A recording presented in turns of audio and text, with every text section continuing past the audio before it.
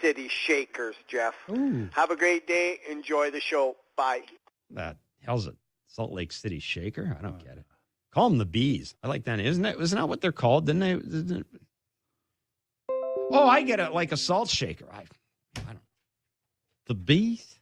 Wasn't there? Didn't they call it? Isn't there? Was it Fresno Bees? So Some you made teams fun called of the a Bees guy that wanted to call it the Shakers, Salt Lake Shakers, and you want to call them the Bees.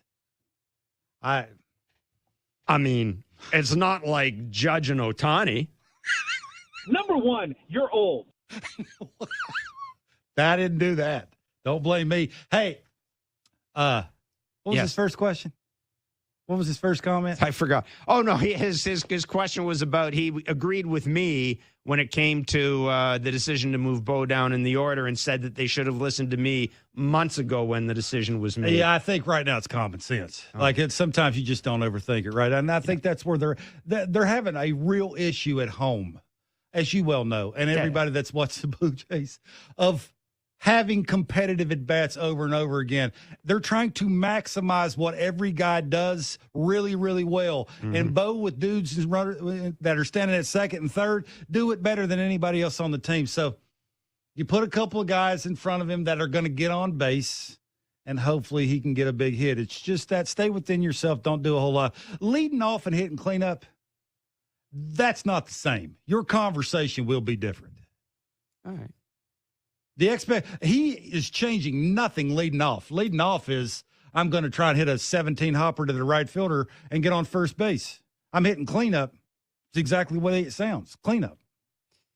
Yeah, I'm excited. I think all kidding aside, the reason that I wanted him hitting cleanup is I wanted this team to be able to put together a big inning, and I keep thinking too about what Alex Anthopoulos said. And it is true.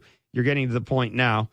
I mean, maybe not now because the Yankees aren't playing for anything, and Tampa Bay is probably all hungover for celebrating the fact that they won. Yeah, I'm not. Everybody that matters on their team's hurt, and they still are in the playoffs. Look over them. My point is that Alex Anthopoulos talked about how in the postseason power wins, and it's awfully hard when you're facing good pitching to string together 3 or 4 hits multiple times in a game, and that's why I like this move. You play for maybe the big inning's the first inning. I think absolutely it doesn't matter because maybe of your pitching. Who cares when it is, right? It'll take a little pressure. I think it will tell you that they've been hesitant, at least John has, of messing around with Bo and Vladdy in the order. He sort of liked Bo in front of Vladdy. Like it's if a guy's like Springer's not there, they just put Bo in the leadoff spot. Like they want him in front of Vladdy, right? Yes, without telling you. That's true. Now, because of this whole thing, right, is maybe this will give Vladdy a little bit more protection. Maybe get him because he needs it. Let's be honest, like he's overthinking it. Maybe it just gets him a ball down the middle, short and quick. Don't overthink it. With Bo coming up with dudes on base, so maybe it's just sort of you're killing a couple birds with one stone. And give Brandon Belt credit. His on-base percentage is .370. That's the reason why you put him in the 2-hole. If you're going to move Bo, I've said this to you, you got to have a guy to put in his place. It ain't Kiermaier for me. Okay. It ain't Cavan for me. And it ain't nobody else. So he makes perfect sense. Yeah, look, Brandon Belt – I mean, my concern with Brandon Belt was just Brandon Belt's a cleanup hitter. I have no problem with Brandon Belt being on the team, obviously, but I just think that I do like this lineup. I do like this lineup a lot better. I just hope it's not too late. It looks healthy. Yeah, it looks like they got to pitch to those guys. Taylor and Kitchener. I just wanted to first of all start by saying. I know the last 2 games have been pretty ugly. Obviously, Garrett Cole put on an absolute clinic last night. But I still have faith in the Jays. I think they're going to get in. I think they're going to get in, on their own merit by winning a few games here in the next 4. But kind of what I wanted to touch on is I've heard a lot of talk about people saying that it's possible that, going into the weekend, whether tonight or tomorrow, Texas kind of locks up the division. And are kind of worried about them sitting some of their, players. Now, just thinking that over, if Texas does lock up their division, they're gonna have probably, I don't know what the dates are exactly, but almost a week off because they will get a bye through the wild card. does it make sense to sit many guys? I'd like to hear kind of maybe Kevin or, Jeff as well. You can probably touch on Jeff that. as well. But, are they going to sit many guys, or, they're going to get enough rest over the next week during the wild card that they might just, let their guys play and rest while they're off? Yeah, just want to know what you think. Yeah, it's a Thanks, great question. Guys. Go Jays. Thank you. I think it's Jeff as well. I think it's Bruce Bochy. Like I think he's been there and done it before. Would they give him 2 days off? Probably not. Maybe the last day of the season, if that last game doesn't mean anything, you won't want to take any chances and get one of your veteran guys injured. Yeah, but I wouldn't see a ton of that. Right? They're not going to sit the whole lineup. I was going to say it's different. It's different, I would think, with position players than pitchers. In terms of sitting, I've got to think. Well, I mean, let's see. So Texas wins the division, so yeah, they've got some time off. I got to think that a lot of the regulars would want to at least start the game. If that game means nothing, I think you'd probably see them get a couple of at bats and then shut it down. I also think, let's be honest, it's going to depend when they celebrate. Like if they clinch stuff on Saturday, they're all going to be hungover. They ain't going to be playing Sunday. So your caller makes a good, and that's why in baseball or any sport, but particularly baseball, that's why I keep saying it's important you lock up your playoff spot as soon as you can so you can do some planning. Like, well said. It just is. Mm-hmm. If the Jays need Kevin Gossman on the last day of the season to get in the playoffs, well, it's good that they're in the playoffs. To me, that's not a good thing. I'm not sure about. I'm not sure that I'm going to speak for you, but I'm okay with Chris Bassett pitching game 1. I mean, I think that's who it would be. I'm okay with that. I mean, if you got to use Gossman, you got to use Gossman. Like this is, I guess, like you pass the baton to the other guy. I mean, that would just mean game 3, that's right? You're probably Gossman would have to come back a little shorter rest, but he'd do that. Like, but the numbers on short rest are no bueno. Game 3 of that thing, dude. Give it to me. Yeah.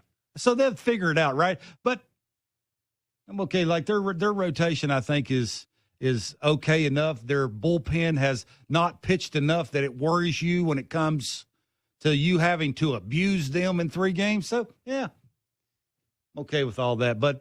Yeah, win 3 out of 4, and you don't have to worry about it, Jays. Like this, right? You don't want to limp into the playoffs, even if you do make it. It's right in front of you. And you made a good point. If there's any manager in baseball that has had to figure out how to keep a team sharp going into the playoffs after they've clinched his spot, it's Boch, because he had to do that with San Francisco at least a couple of times. Yeah, he had to figure out how to keep guys healthy. I've always thought it's all about the pitching at this point in the season, and to me, you let the hitters do what they want to do. I'm sure there's some guys, and I don't know the numbers. There may be guys chasing 30 home runs or something like that. I'm sure they'll want to. I'm sure a guy like Corey Seager probably.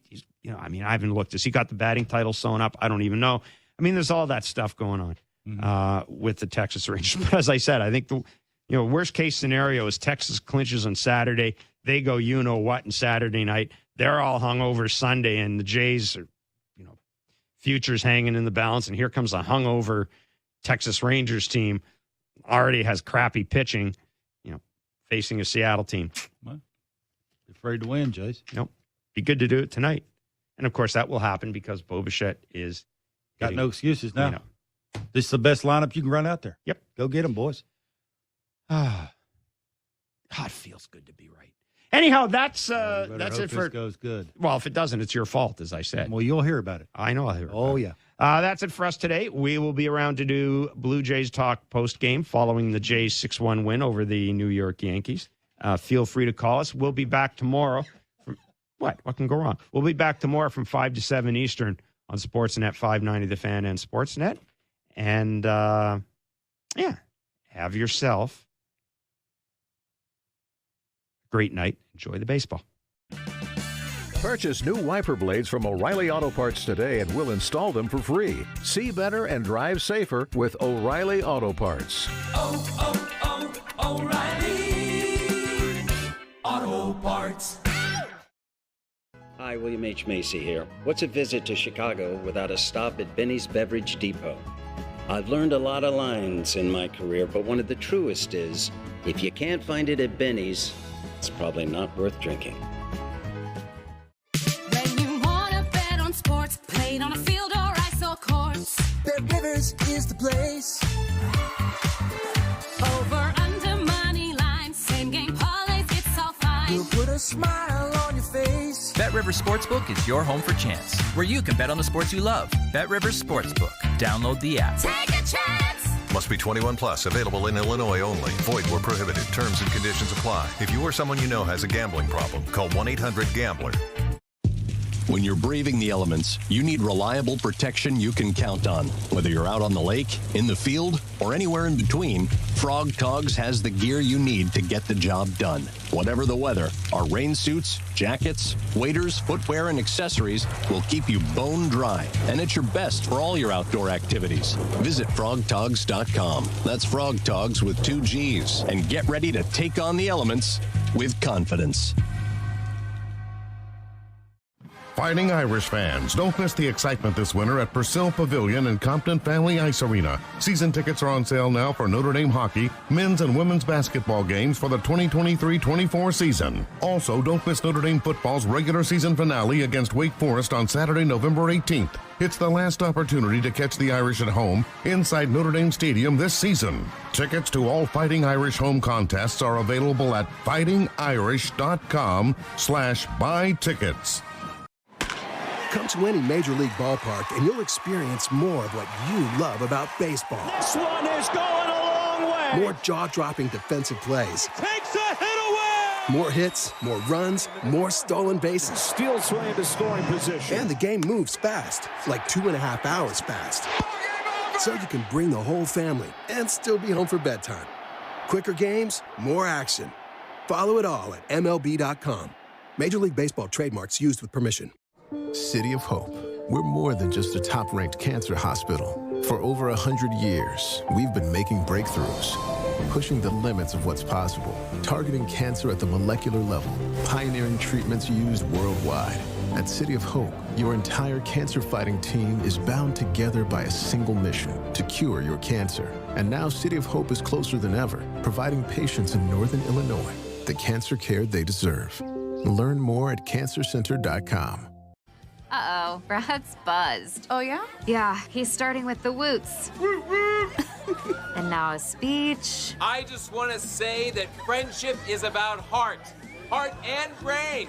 Who's with me? Good thing is, he knows when he's buzzed. And my brain is saying, when it's time to go home, somebody call me a ride. Love that guy. Me too. Know your buzzed warning signs? Call for a ride when it's time to go home. Buzz driving is drunk driving. A message from NHTSA and the Ad Council. You care for the house, the kids, and our future. A Shiro's day is never done. So let's start saving a little more now. Get free tips to help boost your retirement savings. Visit aceyourretirement.org. Brought to you by AARP and the Ad Council.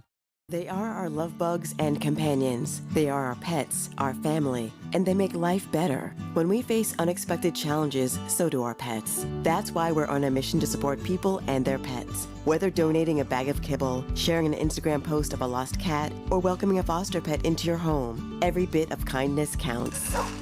Visit petsandpeopletogether.org to learn how to be a helper in your community. Brought to you by Maddie's Fund, the Humane Society of the United States, and the Ad Council.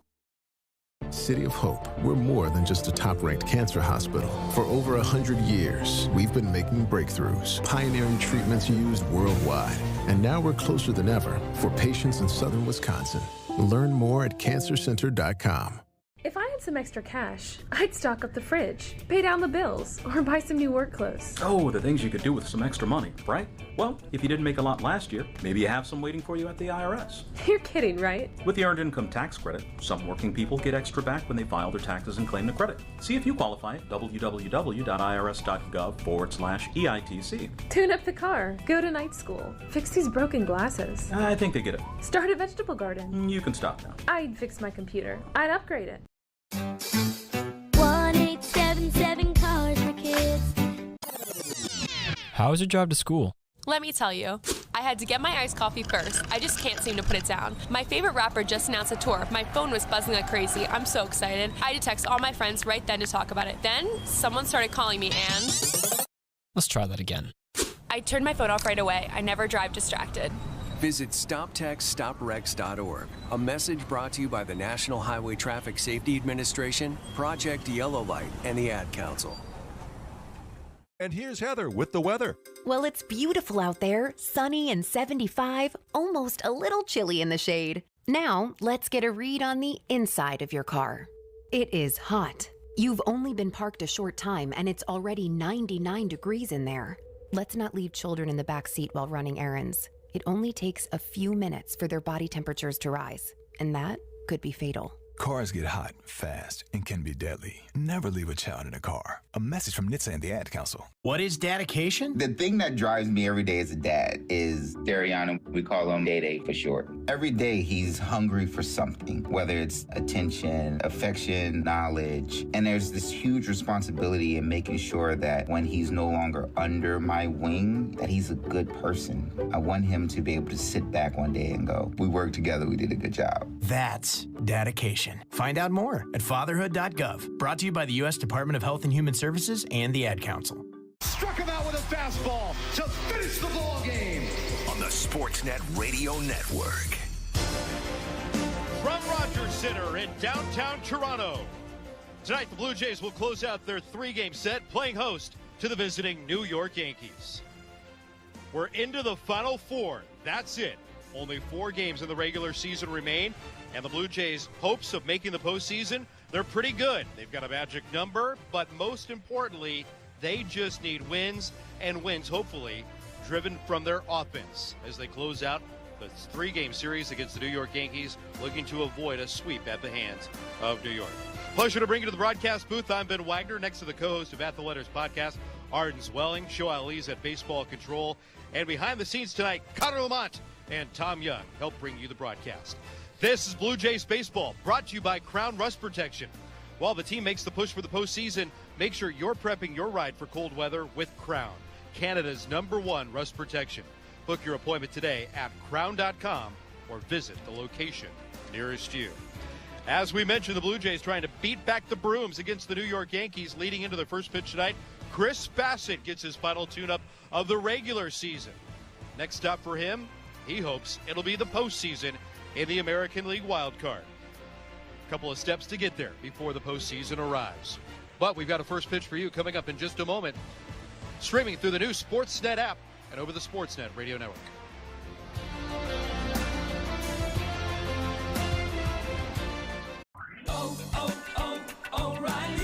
O'Reilly Auto Parts' new Brake Best Select Pro brand raises the bar for the best aftermarket domestic brake pads and rotors available. For vehicle-specific friction formulations, Quiet-Tech noise-canceling shims, and stainless steel hardware, choose Brake Best Select Pro. Professional-grade brakes from the professional parts people at O'Reilly Auto Parts. O'Reilly Auto Parts. Hi, Chicago. I'm Brian Cranston. And I'm Aaron Paul at Benny's Beverage Depot. Try our Dos Hombres Mezcal made from hand-selected agave in a small village in Oaxaca, Mexico. Get it at Benny's with all of your favorites. And if you can't find it at Benny's, it's probably not worth drinking. Cheers. Look out, golf fans. It's time to take a swing with the BetRivers Sportsbook app, where you can bet pre-tournament and in-play on all major tournaments around the world. Then track every shot with live streaming, live leaderboards with real-time updates, and interactive 3D course maps. Add BetRivers award-winning customer service, and it's a hole-in-one. BetRivers Sportsbook app. It's a whole new game. Must be 21 plus. Available in Illinois only. Void where prohibited. Terms and conditions apply. If you or someone you know has a gambling problem, call 1-800-GAMBLER. Fighting Irish fans, don't miss the excitement this winter at Purcell Pavilion and Compton Family Ice Arena. Season tickets are on sale now for Notre Dame hockey, men's and women's basketball games for the 2023-24 season. Also, don't miss Notre Dame football's regular season finale against Wake Forest on Saturday, November 18th. It's the last opportunity to catch the Irish at home inside Notre Dame Stadium this season. Tickets to all Fighting Irish home contests are available at fightingirish.com/buy tickets. The 1-1. Bo hits it back up the middle. Volpe is there. He's got it behind the bag. Throws to first in time to finish the ball game.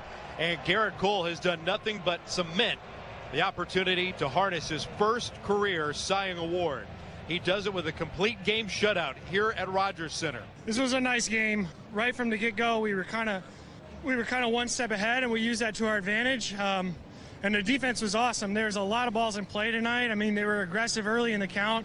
Some nice plays by Florial and the boys up the middle. So all of it kind of came together, and then we were staked the lead, so we could attack the zone, going from the fourth inning on. That's the voice of Garrett Cole, who was dominant once again against the Toronto Blue Jays. In 4 starts this season, he's only allowed 1 run against Toronto. Thankfully, the Blue Jays don't have to worry about the American League Cy Young Award winner. That now is just a couple of weeks from getting his first ever postseason prize in the Cy Young Award. Garrett Cole didn't have the dominant strikeout numbers that he has posted against the Blue Jays in his career, sure, but this season as well.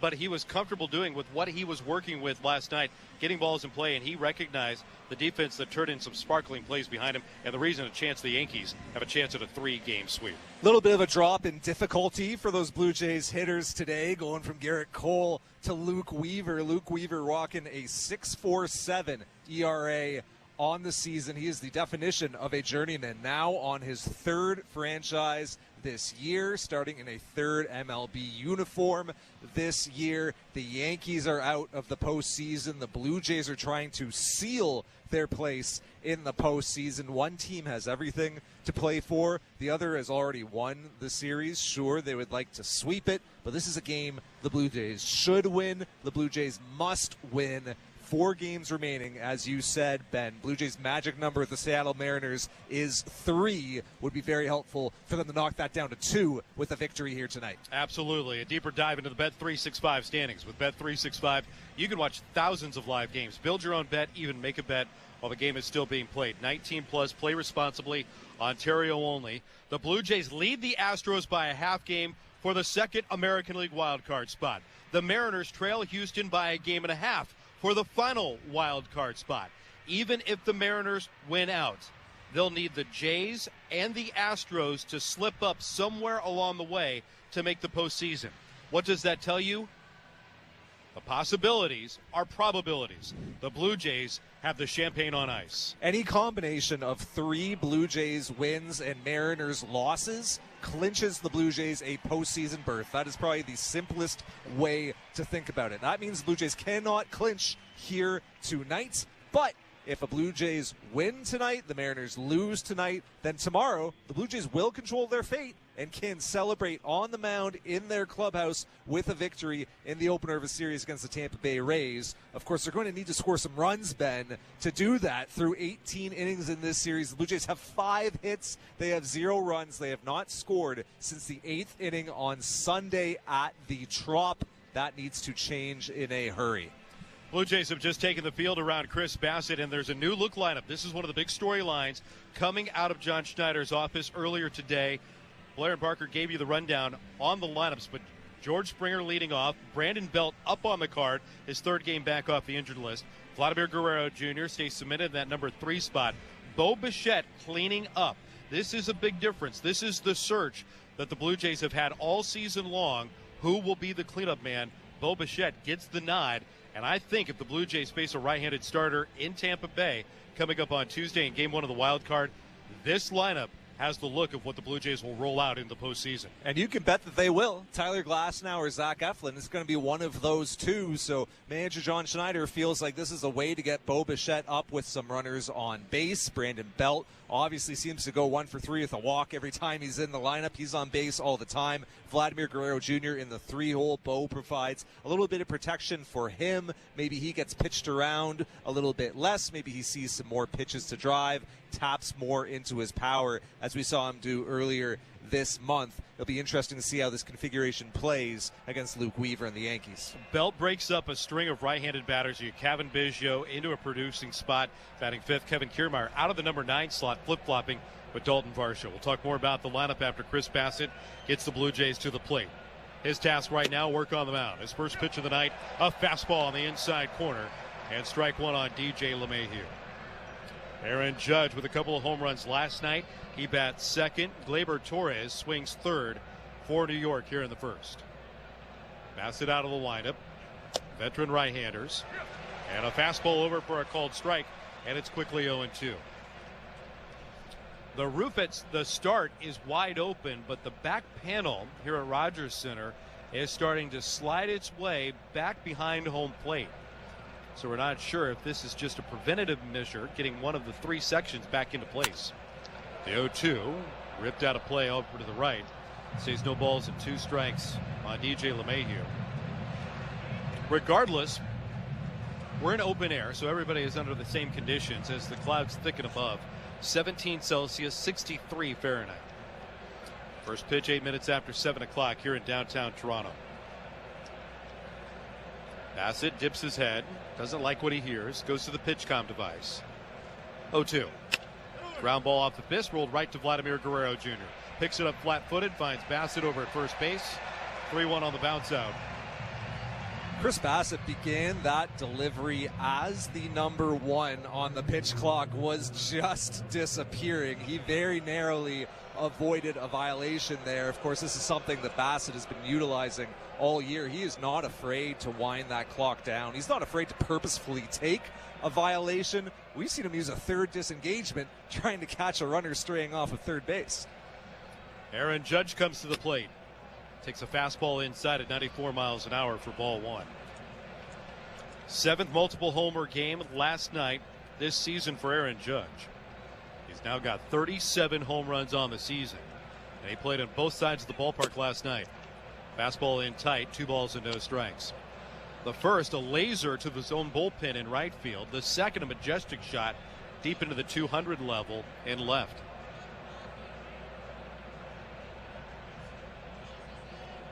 Bassett rocks and deals the 2-0. Judge with a check swing at the fastball, in for a called strike. And it's 2-1.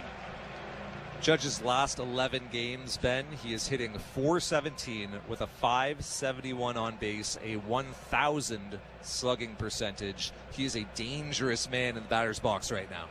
The 2-1 swung on and missed, and on the backswing, it clipped the backstop Alejandro Kirk. Judge very aware that he hit the Blue Jay catcher. Pauses for a moment, taps him on the back. No intent, of course. You think about the different ways that he hit his homers last night. He takes a Jose Barrios sinker away over the opposite field wall. He pulls a Trevor Richards changeup into the Blue Jays bullpen. Blue Jays trying to go away from Judge, trying to go into Judge. Same result, allowing home runs. A home run every 9.65 at bats this season. Best in the major leagues for anybody that's got over 400 plate appearances. Judge pauses for a moment, asks for time. Now back in. Part of this delay because of the contact the bat made with Alejandro Kirk. Now everybody's ready. 2 balls, 2 strikes. Bassett brings it home. And a fastball just low at 96 miles an hour. Just below the kneecaps of Aaron Judge. To move the count to 3-2. Yeah, this is Judge's 104th game of the season. Not out of the question that he hits 40 by the end. Payoff. Swing and a miss. A strikeout for Chris Bassett.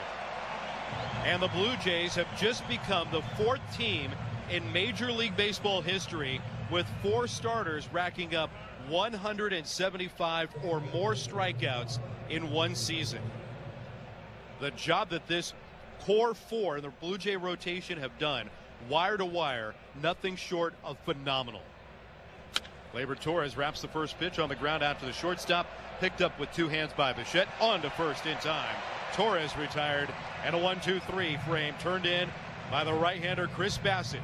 Blue Jays coming up right after this with Blue Jays Baseball, brought to you by Crown Rust Protection. Streaming at sportsnet.ca and the Sportsnet Radio Network. Drywall. O'Reilly. Get ultimate durability and extreme weather performance with Rain-X Advantage wiper blades at O'Reilly Auto Parts. Purchase a pair of Rain-X Advantage wiper blades and save $10, plus get 2 times O Rewards points. Our professional parts people will even install your new wiper blades for free. Stop by O'Reilly Auto Parts today or visit O'ReillyAuto.com. O'Reilly. Auto Parts. What's going on, world? Kevin Hart here. I'm at Benny's. Let me tell you something. I'm from Philadelphia, but I love Chicago. I also love Benny's Beverage Depot. The selection is what I would call a showstopper. If you can't find it at Benny's, it's probably not worth drinking. Look out, golf fans. It's time to take a swing with the BetRivers Sportsbook app, where you can bet pre-tournament and in-play on all major tournaments around the world. Then track every shot with live streaming, live leaderboards with real-time updates, and interactive 3D course maps. Add BetRivers award-winning customer service, and it's a hole-in-one. BetRivers Sportsbook app. It's a whole new game. Must be 21 plus. Available in Illinois only. Void where prohibited. Terms and conditions apply. If you or someone you know has a gambling problem, call 1-800-GAMBLER. Fighting Irish fans, don't miss the excitement this winter at Purcell Pavilion and Compton Family Ice Arena. Season tickets are on sale now for Notre Dame hockey, men's and women's basketball games for the 2023-24 season. Also, don't miss Notre Dame football's regular season finale against Wake Forest on Saturday, November 18th. It's the last opportunity to catch the Irish at home inside Notre Dame Stadium this season. Tickets to all Fighting Irish home contests are available at fightingirish.com/buy tickets. Here come the new look Blue Jays. A brand new starting lineup for Toronto leading into the finale against the New York Yankees. And Luke Weaver, veteran right-hander, stretches out the arms, deals to George Springer. And the first pitch is over for a called strike one. Brandon Belt moving up for the third consecutive day in the lineup. Batting second tonight, Vladimir Guerrero Jr. bats third. Bo Bichette is in the cleanup spot. The 0-1. Springer hits it high in the air out to left field. Pereira trots in, gets underneath it, makes the play, and there's one down. Kevin Biggio, a very important piece of this lineup, one balancing out righty and lefty batters, gets a prime spot, hitting fifth. Alejandro Kirk follows. Kevin Kiermaier, who has gone all season long, getting a lot of contact, moves out of the number 9 spot, batting seventh. Matt Chapman down to 8th. Dalton Varsho batting 9th. Here's Brandon Belt. First pitch on the inside corner, but called ball one on Belt. Yankees went down 1-2-3 against Chris Bassett. The 1-0. Fastball on the top bar of the zone, a called strike. And it's 1 ball and 1 strike on tonight's DH.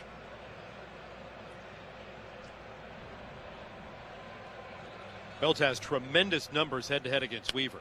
Swings and fouls back to 1-1. 5 for 9 with 3 doubles already against Luke Weaver.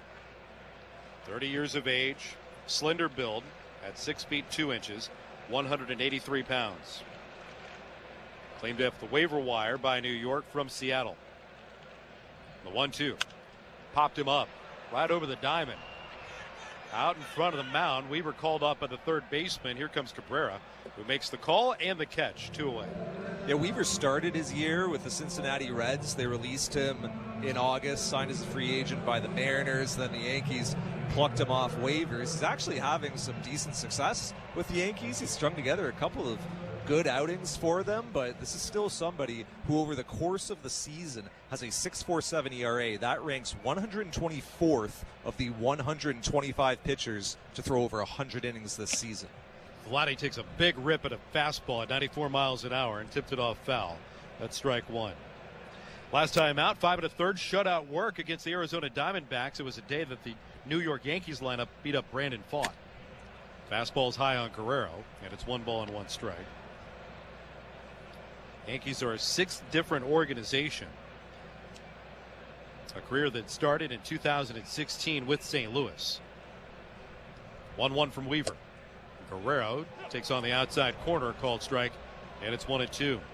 Opponents are hitting 300 off Weaver this year with a 553 slug, a 906 OPS. He has got hit around this season.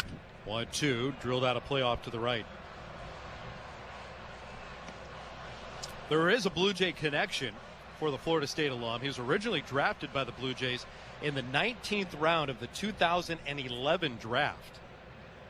Opted to go pitch collegiately at Florida State, and then turned out to be a first rounder.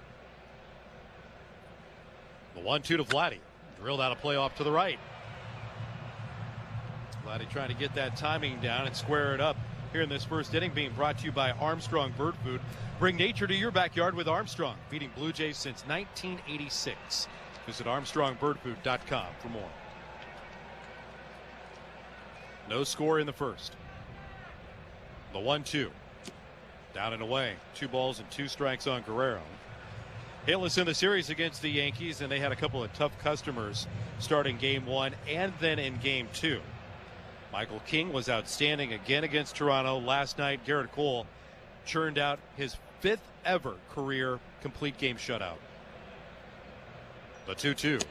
Swing and a miss. Guerrero down on strikes, and the inning comes to a close. Nothing across in 1 inning of play here at Rogers Center. This is Blue Jays Baseball, brought to you by Crown Rust Protection, streaming at sportsnet.ca and over the Sportsnet Radio Network. The 20 times the points event is back. In 2023, Major League Baseball is getting some fan-powered updates. You spoke, MLB listened. And this season, you'll be getting a faster pace of play with the pitch timer, more balls in play from shift restrictions, and more action on the base paths from some of your favorite athletes due to bigger bases. Tried and tested in the minors, these new rules are bringing extra excitement to the game you love. Unbelievable! Learn more at MLB.com/rules. Hi, Chicago. I'm Brian Cranston. And I'm Aaron Paul at Benny's Beverage Depot. Try our Dos Hombres Mezcal, made from hand-selected agave in a small village in Oaxaca, Mexico. Get it at Benny's with all of your favorites. And if you can't find it at Benny's, it's probably not worth drinking. Cheers. Look out, golf fans. It's time to take a swing with the Bet Rivers Sportsbook app, where you can bet pre-tournament and in-play on all major tournaments around the world. Then track every shot with live streaming, live leaderboards with real-time updates, and interactive 3D course maps. Add Bet Rivers award-winning customer service, and it's a hole-in-one. Bet Rivers Sportsbook app. It's a whole new game. Must be 21 plus. Available in Illinois only. Void where prohibited. Terms and conditions apply. If you or someone you know has a gambling problem, call 1-800-GAMBLER. Fighting Irish fans, don't miss the excitement this winter at Purcell Pavilion and Compton Family Ice Arena. Season tickets are on sale now for Notre Dame hockey, men's and women's basketball games for the 2023-24 season. Also, don't miss Notre Dame football's regular season finale against Wake Forest on Saturday, November 18th. It's the last opportunity to catch the Irish at home inside Notre Dame Stadium this season. Tickets to all Fighting Irish home contests are available at fightingirish.com/buy tickets. Things like player props, totals, or game outcomes across many different sports. 19 plus, play responsibly, Ontario only. Austin Wells opens it up against Chris Bassett. Gets the first pitch sinker over for strike 1. Wells has had a nice debut against the Blue Jays. His first major league home run in the Bronx off Toronto. And then his third in the major leagues, all within the first 6 games. Right here in this building. The 0-1. Chopped off foul at the plate. No balls and 2 strikes. Austin Wells, Giancarlo Stanton, Oswaldo Cabrera coming up against the Toronto right-hander. And the numbers for Chris Bassett this season have been 1, outstanding, 2, very, very consistent. Leads the Blue Jays in winning decisions, leads the Blue Jays in innings pitched, and tied with Kevin Gausman with 20 quality starts. The 0-2, swinging a foul back to the mesh. Stays no balls and 2 strikes on Austin Wells. I feel like Chris Bassett has paced his season very well. Remember in spring training when we were all wondering about his velocity and how he was looking coming out of the gates? I think that Chris Bassett knew and understood that he was in this for the long haul and that he wanted to peak come September, and he hopes, the Blue Jays hope as well, into October. So I think that he really timed himself well. The 0-2 is down and in from the right-hander. 1 ball and 2 strikes now on Wells. And this has been something that he's played with his own load management and what he does in between starts, going through April, then May, stopped long tossing over the dog days of summer, if you will. The 1-2, big curveball, strike 3 called right at the top bar of the zone. Wells goes down looking, frozen by the curve that tumbles in for his second strikeout. You gotta love that pitch. It's just a thing of beauty. The huge rainbow that just shoots up and then drops right down, just catches the top of the zone. 71 miles per hour on this big hook. Bassett and Hyun-Jin Ryu using those slow curveballs so effectively here for the Blue Jays. You loved it. You giggled. I love seeing it. Yeah. You just don't see it across the league. you don't see these curveballs in the high 60s, low 80s that much. Ryu's is really slow. Fastball called strike on Stanton. The second on a line out to deep left field. Varsho sprinting back. That ball's going to go over his head. Short hops the wall, played off the bounce by Varsho. A strong throw back into second as Stanton slides in with a 1-out double. That ball was tagged, and immediately Dalton Varsho just put his head down, broke back to his right, then went sprinting back towards the wall, hoping that maybe with great closing speed he'd have an opportunity, but it sails well past him, and it goes for a double. Yeah, sinker that Bassett left up and in to Stanton, which is not where he wanted that pitch. I'm sure he wanted it down in the zone. The sinker, so effective for Bassett this year, but did not locate that one where he wanted to. There's a switch hitter, Oswaldo Cabrera. Waves through the first offering from Bassett. That's strike one. Cabrera going 0 for 4 on Tuesday and then 0 for 4 on Wednesday. The 0-1 starts the square bunt, third base side. Bassett with the bare hand from the mound. His only play is to first. Will get the out on Cabrera after he moves Stanton over to third. There are 2 down. Interesting option there from Cabrera, opting to bunt to the third base side. Wonder if he wanted to push it up the line a bit more than he did. Bassett was able to come in, barehand it, make the play to first base. Bassett will happily take that trade, letting the very slow Stanton move to third base in exchange for an out. And Anthony Volpe, the struggling rookie at the plate, at one time this season was batting in the leadoff spot for the New York Yankees, but as his offensive struggles have continued through the season, he's fallen lower and lower in the batting order. Volpe still at 21 home runs. His second start in this campaign. 1 for 4 last night. Bassett deals. Curveball down and away. Ball 1. You know, there have been periods this year where Bassett has skipped bullpens. Remember, there was that stretch where the Blue Jays had only 4 starters. I know that he really decreased the amount of lifting and the amount of work that he did in between outings. He really does think deeply about how he paces himself and how he maintains that consistency over the course of the season. Fastball on the outside corner, and it's 1-1 on Volpe. It's a very cerebral pitching staff for the Blue Jays. You've got power guys, you've got finesse guys, you've got guys in the rotation that are thinking about their work in between starts. The 1-1. Swing and a miss. 1 ball and 2 strikes. You got veteran guys who have learned who they are at the big league level. Chris Bassett didn't really become himself until his 30s. You could say the same of Kevin Gausman. And both those guys will be very open about how they've had to mature both in their approach on pitching and their repertoire with pitching. And both are thriving now as Blue Jays. Runner at third in the scoreless second. The 1-2. Swing and a miss. What a strikeout by Bassett. His third of the night strands Stanton at third base. And the Blue Jays and Yankees stay scoreless after an inning and a half. This is Blue Jays Baseball, brought to you by Crown Rust Protection, streaming at sportsnet.ca. Hi, Chicago. I'm Brian Cranston. And I'm Aaron Paul at Benny's Beverage Depot. Try our Dos Hombres Mezcal made from hand-selected agave in a small village in Oaxaca, Mexico. Get it at Benny's with all of your favorites. And if you can't find it at Benny's, it's probably not worth drinking. Cheers. Look out, golf fans. It's time to take a swing with the BetRivers Sportsbook app, where you can bet pre-tournament and in-play on all major tournaments around the world. Then track every shot with live streaming, live leaderboards with real-time updates, and interactive 3D course maps. Add BetRivers award-winning customer service, and it's a hole-in-one. BetRivers Sportsbook app. It's a whole new game. Must be 21 plus. Available in Illinois only. Void where prohibited. Terms and conditions apply. If you or someone you know has a gambling problem, call 1-800-GAMBLER.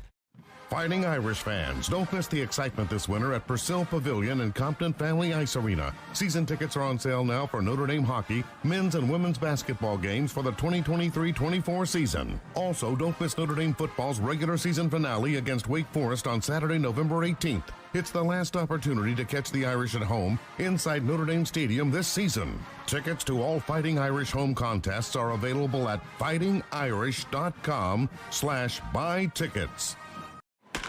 Come to any major league ballpark and you'll experience more of what you love about baseball. This one is going a long way. More jaw-dropping defensive plays. Takes a hit away. More hits, more runs, more stolen bases. Steals way into scoring position. And the game moves fast, like 2.5 hours fast. So you can bring the whole family and still be home for bedtime. Quicker games, more action. Follow it all at MLB.com. Major League Baseball trademarks used with permission. Radio Network. Running out of moonlight.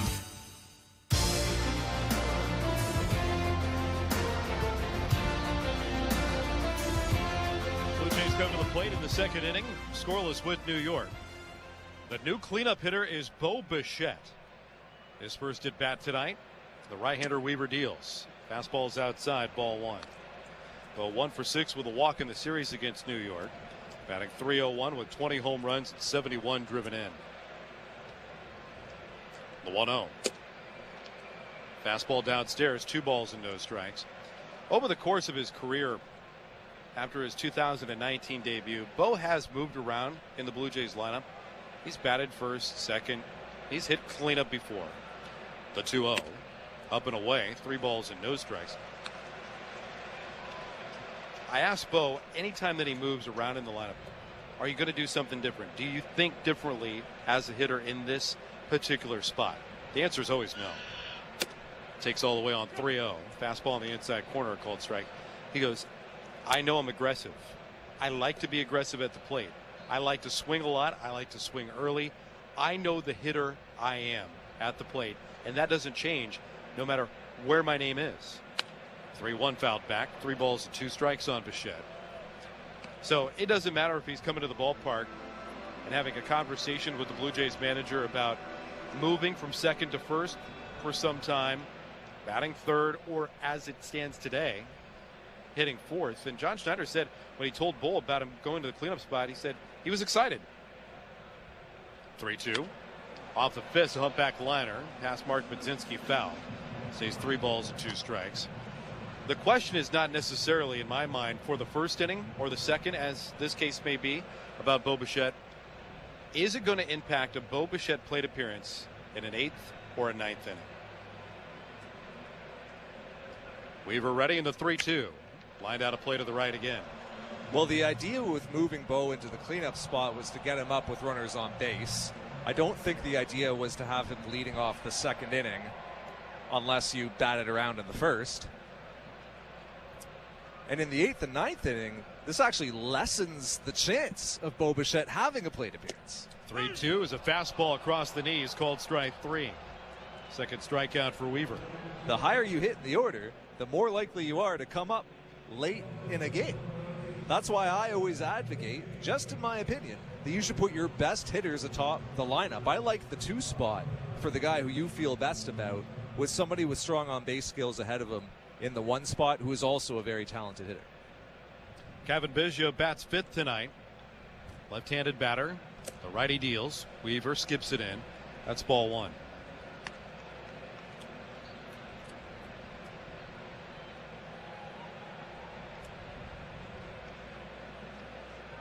Infield slightly drifted to the right. The 1-0. Biggio takes a strike on the outside corner. A ball and a strike on Cavan, who's playing at second base tonight.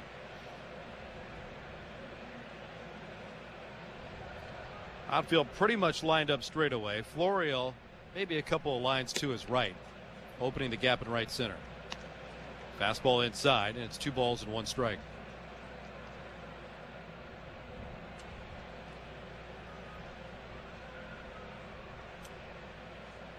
Weaver rocks, and he deals.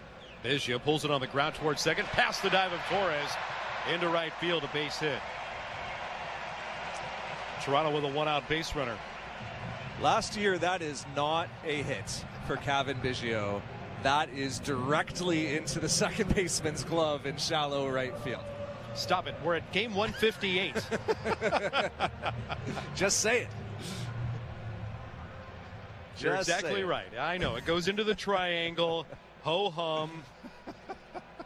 Ground ball out. Luke Weaver's got 2 outs.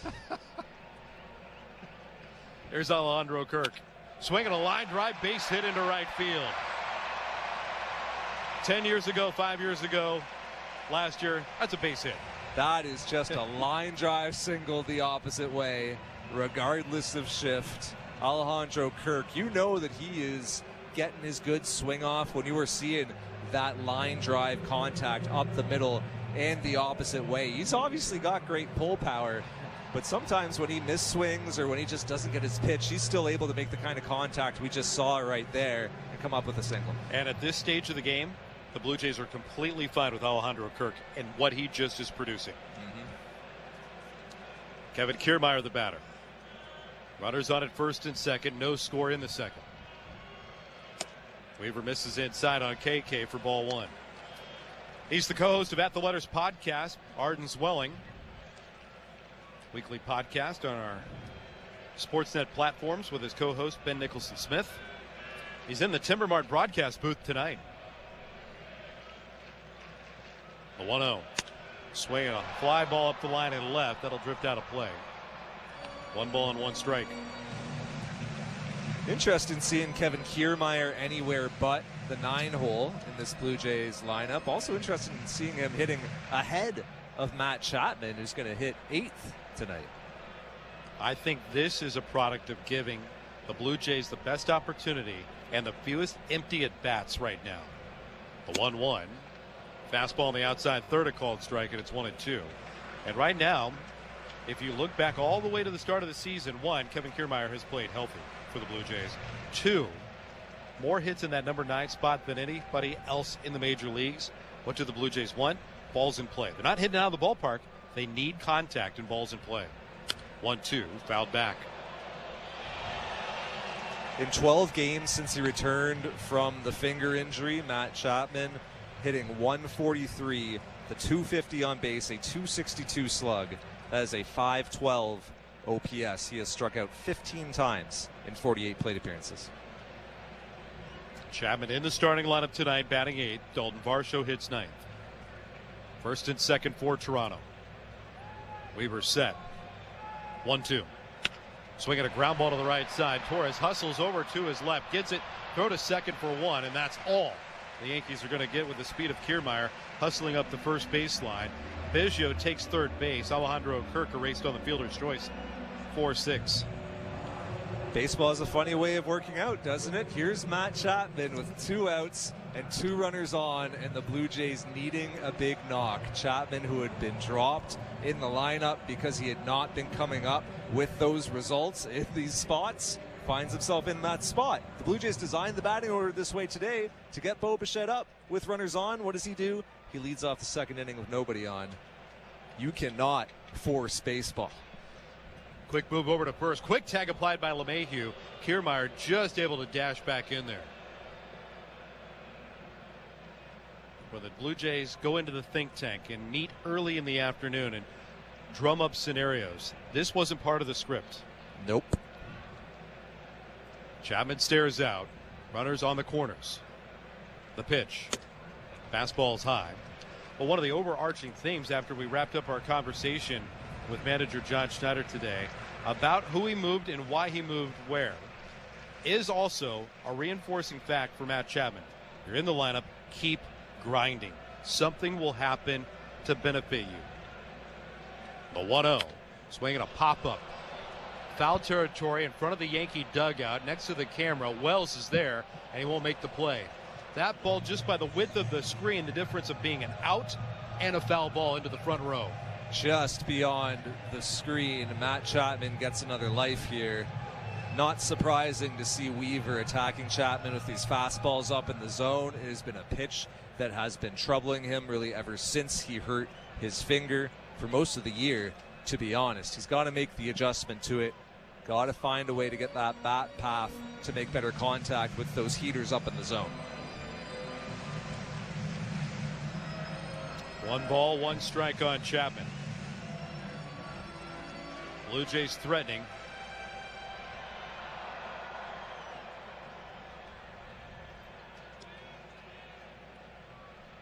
Right-hander comes set. The pitch to Chapman is high. 2 balls and 1 strike. 3 fastballs up. Chapman's done a good job, as he always does, of recognizing which ones are going to be balls and which ones are going to be strikes. He swung at the strike, popped it up. It was just foul into the seats. He's taken the 2 that were balls. Let's see where Weaver goes from here. 2-1. Fastball, swing and a miss. 2 balls and 2 strikes. Just enough life on it to keep it away from the swing of Matt Chapman with the cut fastball from Luke Weaver. Not overpowering with his cutter by any stretch of the imagination. Fastballs around 93 and 94 miles an hour. The righty's 2-2. Up and away. The runner from first takes off. Kiermaier trots into the bag. Uncontested. Volpe and Torres didn't even cover. Stolen base for Kevin Kiermaier. He'll get his 14th of the year. Yeah, Weaver's cutter is the one pitch that does grade out above average, just by some of the projection systems that we have and the pitch modeling systems that we have. And he's been using it more with the Yankees. Clearly, New York has told him, hey, this is a good pitch for you. You need to use it more often. Maybe not a surprise that he's had a couple good starts for the Yankees since he really did increase that cutter usage. Second and third for Toronto. 3-2 coming. And Chapman tips it off into the glove for strike 3. Couple of strikeouts and a scoreless second. We go to the third. Nothing across yet at Rogers Center. This is Blue Jays baseball. Brought to you by Crown Rust Protection. Streaming at sportsnet.ca and the Sportsnet Radio Network. Hi, William H. Macy here. What's a visit to Chicago without a stop at Benny's Beverage Depot? I've learned a lot of lines in my career, but one of the truest is, if you can't find it at Benny's, it's probably not worth drinking. Look out, golf fans. It's time to take a swing with the BetRivers Sportsbook app, where you can bet pre-tournament and in-play on all major tournaments around the world. Then track every shot with live streaming, live leaderboards with real-time updates, and interactive 3D course maps. Add BetRivers award-winning customer service, and it's a hole-in-one. BetRivers Sportsbook app. It's a whole new game. Must be 21 plus. Available in Illinois only. Void where prohibited. Terms and conditions apply. If you or someone you know has a gambling problem, call 1-800-GAMBLER. Fighting Irish fans, don't miss the excitement this winter at Purcell Pavilion and Compton Family Ice Arena. Season tickets are on sale now for Notre Dame hockey, men's and women's basketball games for the 2023-24 season. Also, don't miss Notre Dame football's regular season finale against Wake Forest on Saturday, November 18th. It's the last opportunity to catch the Irish at home inside Notre Dame Stadium this season. Tickets to all Fighting Irish home contests are available at fightingirish.com/buy tickets. In 2023, Major League Baseball is getting some fan-powered updates. You spoke, MLB listened. And this season, you'll be getting a faster pace of play with the pitch timer, more balls in play from shift restrictions, and more action on the base paths from some of your favorite athletes due to bigger bases. Tried and tested in the minors, these new rules are bringing extra excitement to the game you love. Unbelievable! Learn more at MLB.com/rules. While the Blue Jays make their push for the postseason, make sure you're prepping your ride for cold weather with Crown, Canada's #1 rust protection. Book your appointment today at crown.com or visit the location nearest you. Everson Pereira fouls the first pitch off here in the third inning from Chris Bassett. That's strike 1. The Yankees have threatened in the top of the second inning. The Blue Jays in the bottom of the second inning threatened. Neither team able to break through. Everson Pereira, Esteban Florial, and then DJ LeMahieu. 8-9-1 for Aaron Boone and the Yankees. The 0-1. Japanese a called strike, and it's 0-2. I'm Ben Wagner, the co-host of At the Letters podcast. Arden Zwelling is alongside. And with the shuttle from Buffalo being so beneficial for the Blue Jays over the summer months, we made one more call down to the International League. Pereira goes down swinging against Bassett. Strikeout number 4 for the Blue Jays right-hander. The broadcast voice of the Buffalo Bisons, Pat Malacaro, is in the broadcast booth with us tonight. How you doing, pal? Doing great. It's a fun night to be here and had the chance to present Cameron Eden with an award that he won with the Bisons as the top player at Salem Field this past year. So that was a fun opportunity to have earlier this week. Esteban Florial pulls the first pitch foul all the way to the coach's box for strike 1. What made Cam Eden stand out over everybody else? One, to win the award, but also what in your mind was a separator for him to make it to the major leagues and now for a handful of weeks be in the big leagues with the Blue Jays? It's his closing speed and his instincts in the outfield that make him such a valuable asset all over the diamond, not just in center that we saw in Buffalo. Pitch outside on Florial, 1 ball and 1 strike. And for context, he hit .302 in Buffalo this past year in a season where he hit around .260, and he had 27 stolen bases. He was perfect 27 for 27, only caught 4 times overall on the year. 1-1. Inside corner called strike 1 and 2. Now defensively, the Blue Jays have asked for utility, multiple role players to come in, infield, outfield scenarios. Did Cam Eden move around the diamond much for you? He did play a little bit corner outfield. Broken back grounder, dribbling its way towards third. Chapman hustles in. Quick exchange onto first, not in time. That was a slow developing play because shards of the bat went everywhere over the diamond, and not a lot of pacing on that roller towards the third baseman. A 1-out base runner.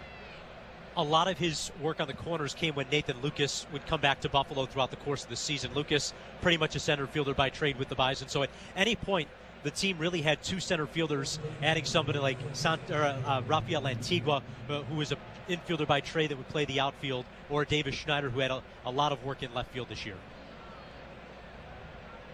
Runner at first, 1 out. DJ LeMahieu at the plate.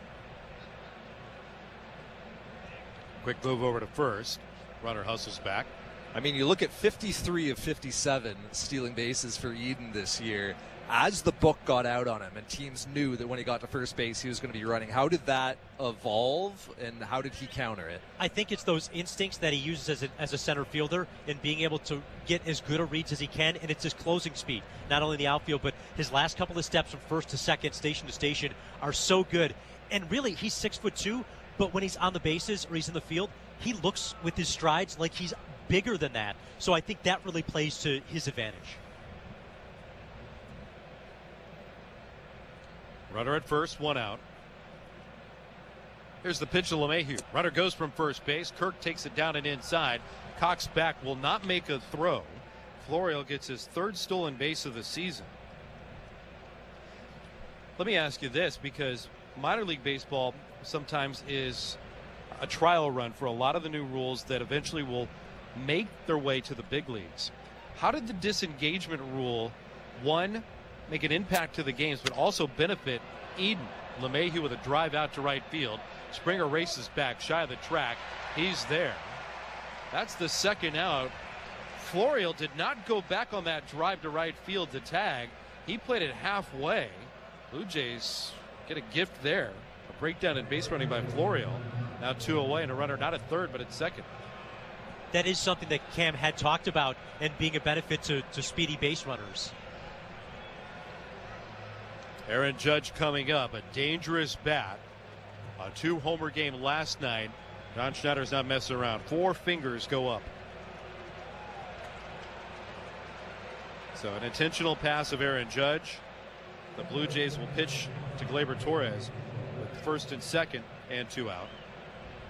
So the disengagement rule makes an impact. It does, and this is the 2nd year in minor league baseball, at least at the AAA level, that they have been using the disengagement rule, and a lot of the rule changes that have come to the majors this year improving game time. And you've seen stolen bases, batting averages go up because of a lot of those changes. Torres takes a bender on the inside corner, strike 1. What was your favorite rule change?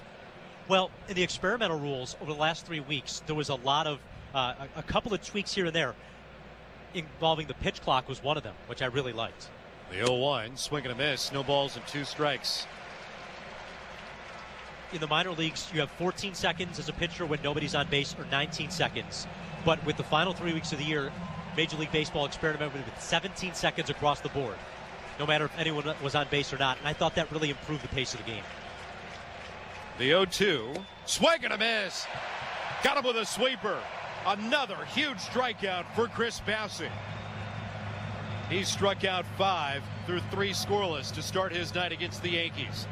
Middle of the 3rd, nothing. What's going on? Kevin Hart here at Benny's, and I love companies with a soul. It's very important to me. So every time the Cubs leadoff man gets a hit, Benny's Beverage Depot, they donate $100 to area food banks, which is huge. If you can't find it at Benny's, it's probably not worth drinking. Just put that in there. When you want to bet on sports, played on a field or ice or course, Bet Rivers is the place. Over, under, money line, same game parlays, it's all fine. We'll put a smile on your face. Bet Rivers Sportsbook is your home for chance, where you can bet on the sports you love. Bet Rivers Sportsbook. Download the app. Take a chance. Must be 21 plus. Available in Illinois only. Void where prohibited. Terms and conditions apply. If you or someone you know has a gambling problem, call 1-800-GAMBLER. Fighting Irish fans, don't miss the excitement this winter at Purcell Pavilion and Compton Family Ice Arena. Season tickets are on sale now for Notre Dame hockey, men's and women's basketball games for the 2023-24 season. Also, don't miss Notre Dame football's regular season finale against Wake Forest on Saturday, November 18th. It's the last opportunity to catch the Irish at home inside Notre Dame Stadium this season. Tickets to all Fighting Irish home contests are available at fightingirish.com/buy tickets. Sportsnet 590 The Fan.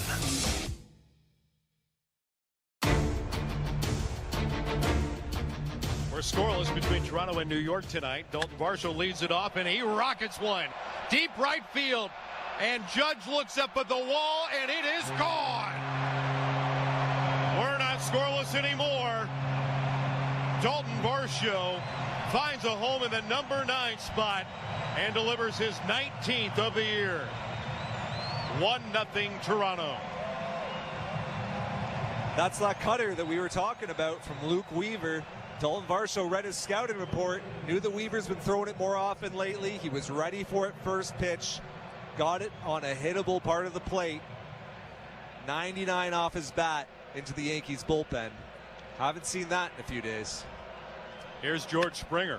He swings at the first pitch, rips it up the left field line all the way into the corner.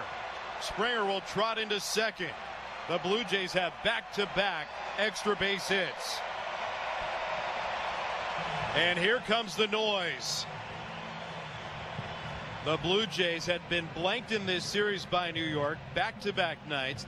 They've got their first run in since Sunday, and they just made loud contact on consecutive pitches from Luke Weaver. And here's the guy that wanted noise delivered, Brandon Belt. The pitch. Fastball inside. That's ball 1 on Belt. A lot of success for Brandon. Now 5 for 10 in his career against the right-hander Luke Weaver.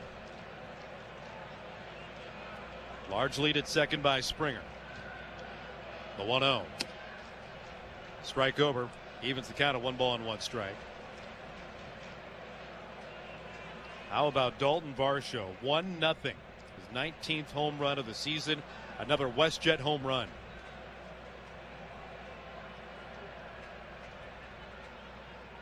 One. Belt takes a strike on the outside corner. No plans this weekend. We've got a flight for that. Book your flight across Canada at WestJet.com. WestJet, proud to be the official airline of the Toronto Blue Jays. 1-2. That's upstairs. 2 balls and 2 strikes. Buffalo Bison's play-by-play broadcaster Pat Malacaro in with us, talking about some of the new rule changes, the current Bisons that are here as well. 2-2 to Belt. Swing and a miss. He's down on strikes. I got to ask Pat something. Mitch White, over his final 6 starts of the season with the Buffalo Bisons, pitches to a 1.78 ERA. He holds opponents to a 1.91 batting average. He's working at 97 to 98. Who is that guy? What did they do to Mitch White in Buffalo to get these kind of results? No player ever wants to be designated for assignment. Let's put that out there flat out. But for Mitch White, the ability to take a couple of days, rest, give his arm a rest, really is something that he felt benefited him this year. Vladdy takes down an away ball 1. And that's something that I've heard a lot of pitchers talk about, specifically with the grind of a season, especially late in the year, getting a couple of days rest, even though it means you're not on the 40-man roster anymore. He really put himself back on the radar, I think, to be somebody that you could use. Guerrero looks outside. 2 balls, no strikes. Something similar that happened to Zach Thompson mid-season. He was DFA'd off the Blue Jays 40-man roster, had a few days down, and ended up actually having some really good results after that. He did. Led the team in innings pitched at 105, and right after they was designated for assignment, had about 3 straight victories, 4 out of 5, and pitched about his best baseball this season because he had the rest. Guerrero looks low and away. Another cutter from Weaver misses. 3 balls and no strikes on Vladdy. And that was when we went into this season in terms of talking about maybe who could help the Blue Jays at some point. A lot of the conversations that we would have would be about the pitching staff, whether it was Zach Thompson, guys like Paul Fry from the left side, who were veterans brought in for specific roles, but it was the position players by necessity because the pitching staff has been so healthy here. Guerrero with a green light swings through the 3-0. 3 balls and 1 strike. It's been really cool getting to see some of those guys get their shot here, whether it's a Davis Schneider, whether it's even an Ernie Clement. Just looking at the minor league results, his ground ball rate went way down, line drive rate way up. And to me, his defense, he has the best instincts of any Bison's player in the lineup day in and day out. His ability to play shortstop and anchor the infield really is something that I think was invaluable. And then off the field as well, somebody who's been through it, talking about being designated for assignment in the past, he can relate to a lot of players, and somebody that Cameron Eden really relied on when he was slumping to say, you'll get out of it. I've been there before, and that's so invaluable. The 3-1 to Guerrero. Swing and a miss. That was the changeup. He was revved up for a cutter, tried to track it, and then the string got pulled, and it's 3-2. And then Spencer Horowitz, who was the MVP in Buffalo, he comes here, and I mean, it is a Brandon Belt-esque plate appearance. He's so selective, so professional in his approach. Yeah, and he was the top on OPS leader in the International League and second best in the minors when he went to the big leagues. Swing and a miss through a high fastball. Guerrero is down on strikes. Frustrated, he slams his bat into the turf around home plate and snaps the lumber right in half. Yeah. Sorry, Art. Go ahead. I think it's a credit to someone like Spencer or Davis Schneider who have smaller strike zones, knowing that pitchers have to meet that zone. And if you don't get your pitch, you can wait on it, and that has helped both of them get to this level. How do you think those guys took advantage of the automated balls and strikes in AAA? I think big time. It was a big noticeable difference for Spencer, who walked way more this year than he cut down on his strikeouts. Bichette rockets one into right field, a base hit. Springer gets the stop sign at third with the strong arm of Judge. A 2-out single for Bo Bichette. The feedback I've heard is that it's particularly the high strike that is not necessarily awarded, particularly for shorter of stature athletes like a Schneider. That's what I've seen anecdotally, and over the final 3 weeks, the strike zone in full ABS games changed. It was called a post-based system where Hawkeye would take your last 50 at-bats, estimating your batting stance. So in essence, it should give a truer representation instead of just the average based on your height. And as a result of that, you did see smaller strike zones and a lot of smaller players, guys in the 5'8" to 5'10" range, getting a lot more pitches called the ball. Blue Jays have runners at first and third, 2 down here in the 3rd inning. Toronto has taken a 1-0 lead on the home run by Dalton Varsho on the very first pitch of this 3rd. And on 3 days at AAA, you had full automated balls and strikes. And then on the other 3 days, you had the challenge system. What kind of an element strategically did the challenge system enter into play? It was different team by team. For the Bisons, pitchers never challenged. That was something that you got enough going on the mound. The emotion runs high. A pitcher wants every pitch called a strike. But in reality, the catcher is so good at knowing what a ball and a strike is. They were mainly the ones calling for it, and batters from time to time. But there was a lot of elements of early in the game, use it because it was such a maybe an egregious call. Mound visit done. Kevin Biggio takes low, ball 1. Was that a team policy? Or? It was something that Casey Candell and the pitching staff kind of talked about as a group to kind of work out right at the start. There were 1 or 2 occasions where a pitcher would challenge, but it was very rare, and it was not something that really the green light was given a lot. 1-0.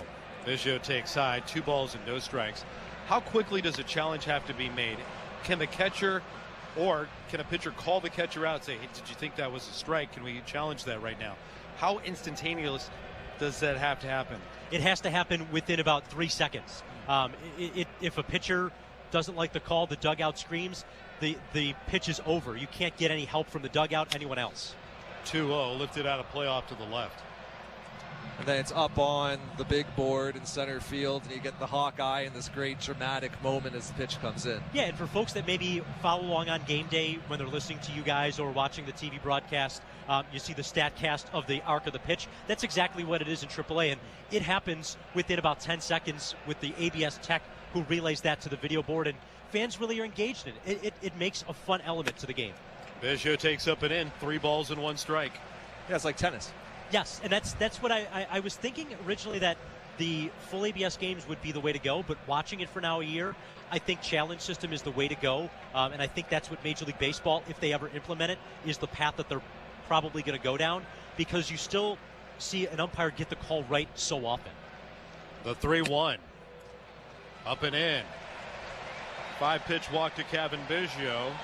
The Blue Jays have loaded the bases here in this 3rd inning. And I feel like full ABS would actually slow the game down a little bit, which is obviously something that baseball does not want at this time. It absolutely did that at our level. More pitches were thrown, more pitchers had to be used, mid-inning pitching changes. Our game times last year, or the game times in AAA, were about down 25 minutes, what you've seen in the big leagues this year. That was given back in full ABS games for the most part. There were a lot more 2-hour and 55-minute or 3-hour and 5-minute games. I'm speaking anecdotally, but that's what it really felt like night in and night out. Well, I'm sorry. Bases loaded. Kirk swings and fouls it back. Strike 1. Our sympathies. Yeah. We're on a united front with you, okay? To go back to Spencer Horwitz for 1 second, I would be remiss if I didn't mention that he really took an emphasis this offseason about putting the ball in play more. And I think that's a reason why he cut down on his strikeouts. Not only his good vision to plate, but working with Matt Haig for his 2nd year, a full year in Buffalo this year, really helped him do that. The 0-1 is upstairs on Kirk. He bends out of the way as well. 1 ball and 1 strike. I got to know Matt Haig as a player and had a tremendous season, had a splash as well with the Blue Jays late in that 2015 season with Toronto. The 1-1. Kirk takes down and away. 2 balls and 1 strike. Dangerous question to ask with 2 outs and the bases loaded here, but what kind of impact from a hitting mentality did Matt Haig have on anybody that walked into that clubhouse? I think his relatability to the players and always wanting to find more information was something that helped him look at video, break down a swing, and really identify what a hitter needed to do and how to change it mechanically.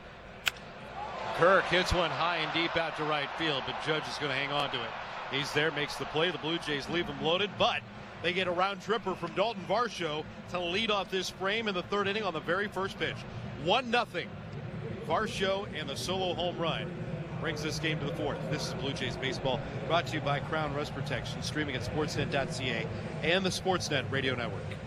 What's going on? Kevin Hart here at Benny's, and I love companies with a soul. It's very important to me. So every time the Cubs leadoff man gets a hit, Benny's Beverage Depot, they donate $100 to area food banks, which is huge. If you can't find it at Benny's, it's probably not worth trying. Just put that in there. When you wanna bet on sports, played on a field or ice or course, Bet Rivers is the place. over under money lines, same game parlays, it's all fine. We'll put a smile on your face. Bet Rivers Sportsbook is your home for chance, where you can bet on the sports you love. Bet Rivers Sportsbook. Download the app. Take a chance. Must be 21 plus. Available in Illinois only. Void where prohibited. Terms and conditions apply. If you or someone you know has a gambling problem, call 1-800-GAMBLER. Fighting Irish fans, don't miss the excitement this winter at Purcell Pavilion and Compton Family Ice Arena. Season tickets are on sale now for Notre Dame hockey, men's and women's basketball games for the 2023-24 season. Also, don't miss Notre Dame football's regular season finale against Wake Forest on Saturday, November 18th. It's the last opportunity to catch the Irish at home inside Notre Dame Stadium this season. Tickets to all Fighting Irish home contests are available at fightingirish.com/buy tickets. In 2023, Major League Baseball is getting some fan-powered updates. You spoke, MLB listened. And this season, you'll be getting a faster pace of play with the pitch timer, more balls in play from shift restrictions, and more action on the base paths from some of your favorite athletes due to bigger bases. Tried and tested in the minors, these new rules are bringing extra excitement to the game you love. Unbelievable! Learn more at MLB.com/rules. Double on Sportsnet 590 The Fan.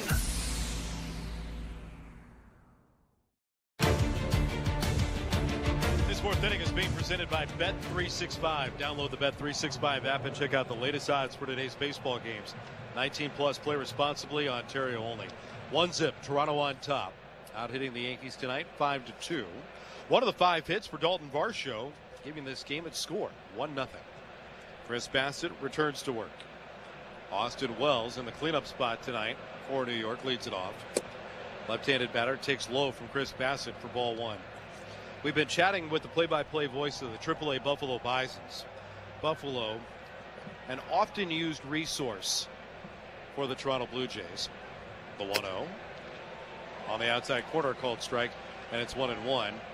And we thought we'd tap in to see what Pat Malacaro was able to see all year long down in the AAA season.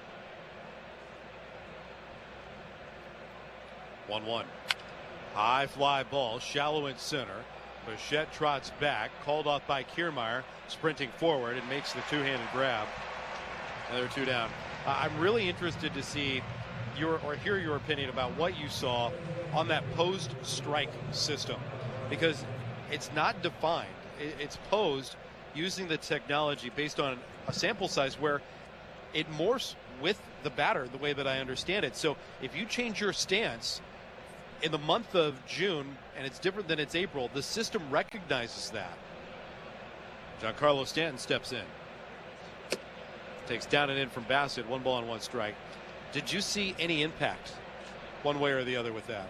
I think it did take away even more high strikes for pitchers, and a reason why I do think Major League Baseball would like to use the challenge system overall. Stan pulls the 1-0 foul. The corners of the strike zone don't change like tennis. You've got the static lines on the court. In baseball, the corners of the plate are the corners, but it's still an approximation of the batter's stance. And I think that's the hurdle that if you ever went to full ABS, you'd have to figure out a way to in real time adjust. 1-1 to Stanton. And there for a called strike, and it's 1-2. And there were a lot of games in the challenge games that a team would run out of their challenges. Even in the last series of the year when the Bisons played the AAA affiliate of the Orioles, Norfolk, both teams ran out of challenges a couple of times. 1-2. A sweeper in there for a called strike 3. Stanton down looking. Strikeout number 6. It's an interesting game theory element in it with how you use your challenges, who you trust to use challenges. If you have a hitter who gets one wrong early in the game, so he gets to use another one later in the game, you only get 3. Yes, and that you get 3, but if you win the challenge, you keep it for the game. If you lose the challenge, it's gone. So there were times Oswaldo Cabrera takes a strike. The Bisons would have 7, 8 challenges in a game because they were always getting them right. And that's your recourse to, if you get it right, you keep it and you keep using it. 0-1, up and away. 1 strike. You don't have to name names, but did anyone stop using challenges as the season went on for one reason or another? No, but I think there were a couple of players that were gun shy after they got 2 in a row wrong. There were a couple of times in an at-bat you would get 2 wrong, and I think after the razzing from your teammates, that was enough. The 1-1, swing and a miss, 1-2. Or perhaps a direct message from your manager. Or they hit it where it really counts, in the wallet. Yeah. Use the fine system. Yeah. Blue Jays have a 1-0 lead over the New York Yankees. 2 down, nobody on. Oswaldo Cabrera at the plate. Bassett goes to the pitch comm device. And the right-hander's toss. Up and away. 2 balls and 2 strikes. You will not leave this broadcast booth without us asking you about Addison Barger and Orelvis Martinez. They were 2 players that really showed off their athleticism, especially Barger. Played a majority right field in the second half of the season. The 2-2. That's up and away. 3 balls and 2 strikes. It really was a change around mid to late July where Casey Candell would pencil Barger in right, and immediately he showed off his athleticism, robbed a home run in Syracuse, pulled the ball back over the wall. Talk about the instincts of Cameron Eden. The instincts of Addison Barger are very good, and the arm, I mean, is incredible. The payoff pitch, breaking ball, yanked foul. I think it's the biggest infield arm in the Blue Jays system from the left side. Yeah, and it's the ball just jumps out of his hand. So could he play third base? Yes. Could he be utilized in other spots? I think so as well, but I did find it interesting that he played a lot more right field with players like Orelvis Martinez, Leo Jimenez, even Damiano Palmaggiani, who played first base in about 17 of his 20 games in Buffalo, only got a start at third in his last game. Barger really was weaned off of that third base position. Felt like everybody played everywhere in Buffalo this year. The 3-2, swing and a miss. Back-to-back strikeouts from the Hound on the mound. And a 1-2-3 4th inning. 3.5 gone by. Toronto 1, and New York nothing. This is Blue Jays baseball, brought to you by Crown Rust Protection, streaming through the new Sportsnet app. What's going on? Kevin Hart here at Benny's, and I love companies with a soul. It's very important to me. So every time the Cubs leadoff man gets a hit, Benny's Beverage Depot, they donate $100 to area food banks, which is huge. If you can't find it at Benny's, it's probably not worth trying. Just put that in there. When you wanna bet on sports, played on a field or ice or courts, Bet Rivers is the place. over under money line, same game parlays, it's all fine. You'll put a smile on your face. Bet Rivers Sportsbook is your home for chance, where you can bet on the sports you love. Bet Rivers Sportsbook. Download the app. Take a chance. Must be 21 plus. Available in Illinois only. Void where prohibited. Terms and conditions apply. If you or someone you know has a gambling problem, call 1-800-GAMBLER. Fighting Irish fans, don't miss the excitement this winter at Purcell Pavilion and Compton Family Ice Arena. Season tickets are on sale now for Notre Dame hockey, men's and women's basketball games for the 2023-24 season. Also, don't miss Notre Dame football's regular season finale against Wake Forest on Saturday, November 18th. It's the last opportunity to catch the Irish at home inside Notre Dame Stadium this season. Tickets to all Fighting Irish home contests are available at fightingirish.com/buy tickets. In 2023, Major League Baseball is getting some fan-powered updates. You spoke, MLB listened. And this season, you'll be getting a faster pace of play with the pitch timer, more balls in play from shift restrictions, and more action on the base paths from some of your favorite athletes due to bigger bases. Tried and tested in the minors, these new rules are bringing extra excitement to the game you love. Unbelievable! Learn more at MLB.com/rules. Kevin Kiermaier will lead it off. In the bottom third of the order follows Matt Chapman and Dalton Varsho. The roof is pretty much wide open tonight. Beautiful night to play the game. Wrapping up the series against the Yankees. Pitch to Kiermaier on the outside corner with strike one. I'm Ben Wagner with Arden Zwelling. Pat Malacaro is here as well, up from AAA Buffalo. Broadcast voice of the Bisons. The 0-1. Outside on KK, 1-1 strike. We're chatting about Addison Barger. Orelvis Martinez is somebody that we have watched and probably is the next prospect with Barger that fans are salivating on. The 1-1 swing and a miss, 1-2 strikes. How did Orelvis improve his approach at the plate in your time that you watched him in AAA Buffalo? I think working with Matt Haig, cutting down on a lot of big swings, he's going to hit home runs. He hit over 10 with the Bisons in 2 months. Pitch high on Kiermaier, 2 balls and 2 strikes. And it's just a matter of harnessing the raw power and energy that he has for extra base and multi-hit games that he seemed to rack up over the final month of the year. The 2-2 downstairs. Now, when you mention the swings and cutting down the swings, are we talking an aggressive guy within a certain place, the strike zone, or just a little bit out of it? We're talking Javi Baez. Yeah, I think we're talking narrowing the strike zone because the swing is so simple and compact that it gets to the zone so quickly, and that adds so much of his power. 3-2, swing and a miss. Kiermaier down on strikes. Still so young. He's just 21. He's up at AAA already. Yeah, and he was named the International League's Player of the Week for the second last week of the season. He homered in 3 straight days. One of those home runs was a grand slam. Again, the power is there. Playing a lot of second base with Leo Jimenez coming to AAA. There were at least 5 top 10 prospects in Buffalo in terms of top 30 rated by the final month. We're chatting with Pat Malacaro here in the Timber Mart broadcast booth tonight. 1-0 Blue Jays. Matt Chapman at the plate.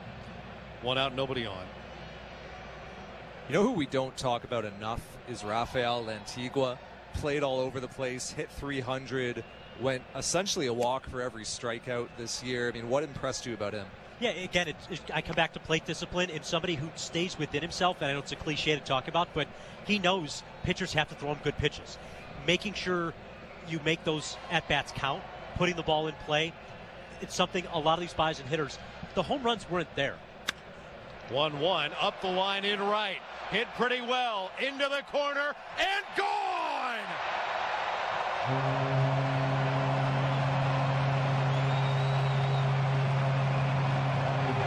Look at the new guys on the bottom of the card coming up clutch. Solo home run from Matt Chapman. And it's 2-0 Toronto. You don't see a home run like that for Matt Chapman ever. That's as far oppo that you can go. Just over the wall, 328 feet down the right field line. Dalton Varsho made it 1-0 with his home run back in the third. Hit it on the ground out to the second baseman, scooped up by Torres. Easy play over to first, and there are 2 down. Matt Chapman delivers the Blue Jays' second home run of the night. Brought to you by WestJet. Extra vacation days, we've got a flight for that. Book your flight across Canada at WestJet.com. WestJet, proud to be the official airline of the Toronto Blue Jays. 2-0 Toronto. George Springer will come up.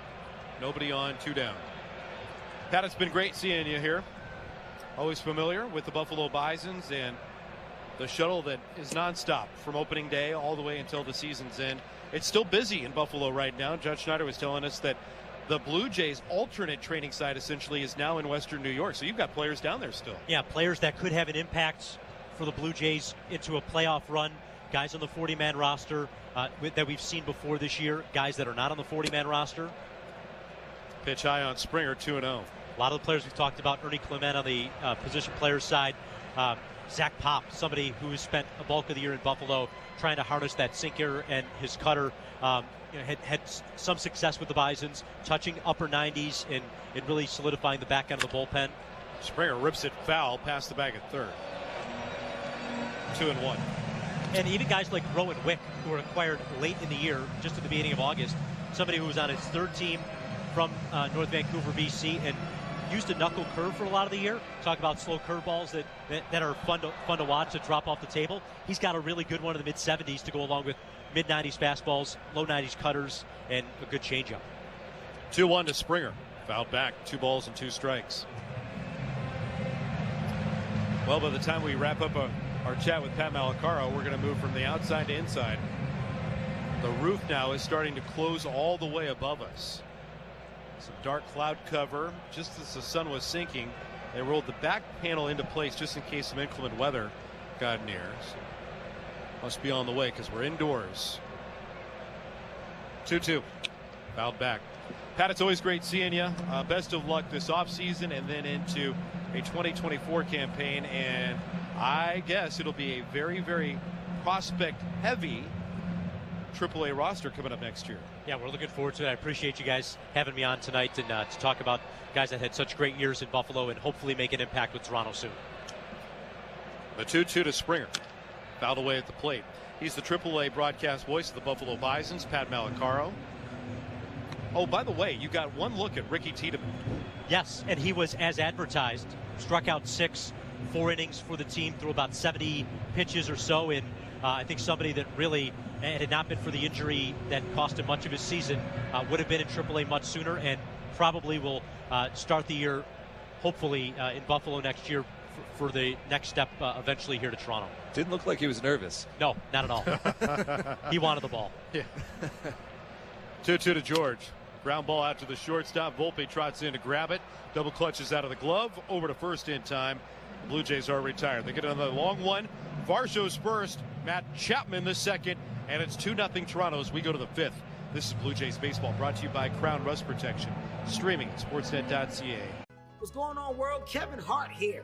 I'm at Benny's. Let me tell you something. I'm from Philadelphia, but I love Chicago. I also love Benny's Beverage Depot. The selection is what I would call a showstopper. If you can't find it at Benny's, it's probably not worth drinking. When you want to bet on sports, played on a field or ice or course, Bet Rivers is the place. over, under, money line, same game parlays, it's all fine. We'll put a smile on your face. Bet Rivers Sportsbook is your home for chance, where you can bet on the sports you love. Bet Rivers Sportsbook. Download the app. Take a chance. Must be 21 plus. Available in Illinois only. Void where prohibited. Terms and conditions apply. If you or someone you know has a gambling problem, call 1-800-GAMBLER. Fighting Irish fans, don't miss the excitement this winter at Purcell Pavilion and Compton Family Ice Arena. Season tickets are on sale now for Notre Dame hockey, men's and women's basketball games for the 2023-24 season. Also, don't miss Notre Dame football's regular season finale against Wake Forest on Saturday, November 18th. It's the last opportunity to catch the Irish at home inside Notre Dame Stadium this season. Tickets to all Fighting Irish home contests are available at fightingirish.com/buy tickets. Come to any Major League ballpark and you'll experience more of what you love about baseball. This one is going a long way. More jaw-dropping defensive plays. Takes a hit away. More hits, more runs, more stolen bases. Steals way into scoring position. And the game moves fast, like 2.5 hours fast. So you can bring the whole family and still be home for bedtime. Quicker games, more action. Follow it all at MLB.com. Major League Baseball trademarks used with permission.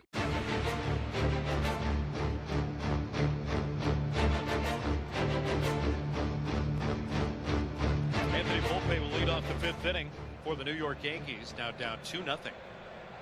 Blue Jays getting a couple of home runs tonight. Volpe gets a strike from Chris Bassett.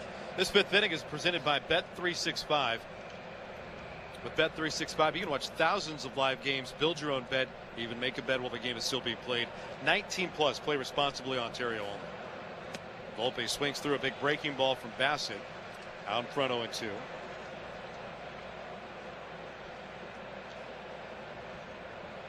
Already 7 strikeouts tonight for Chris Bassett. The 0-2 ground ball right past him in the middle of the diamond. Biggio hustles over behind the bag at second, makes the play and throws out the speedy shortstop. Chris Bassett is absolutely dominating the strike zone tonight. He's only thrown 12 pitches outside the zone. 53 pitches, 41 strikes. And just classic Chris Bassett, mixing and matching, really leaning into the depth of his arsenal. Plenty of sinkers, of course, such an important pitch for him, but we've seen the cutter, we've seen the big looping curveball. Pereira shoots a foul ball to the right, strike one. Changeups, sweepers, sliders. Chris Bassett is using his entire repertoire here. The New York Yankees don't look like they're quite certain what's coming next. The 0-1 pulled towards third, but foul. 0-2 the count.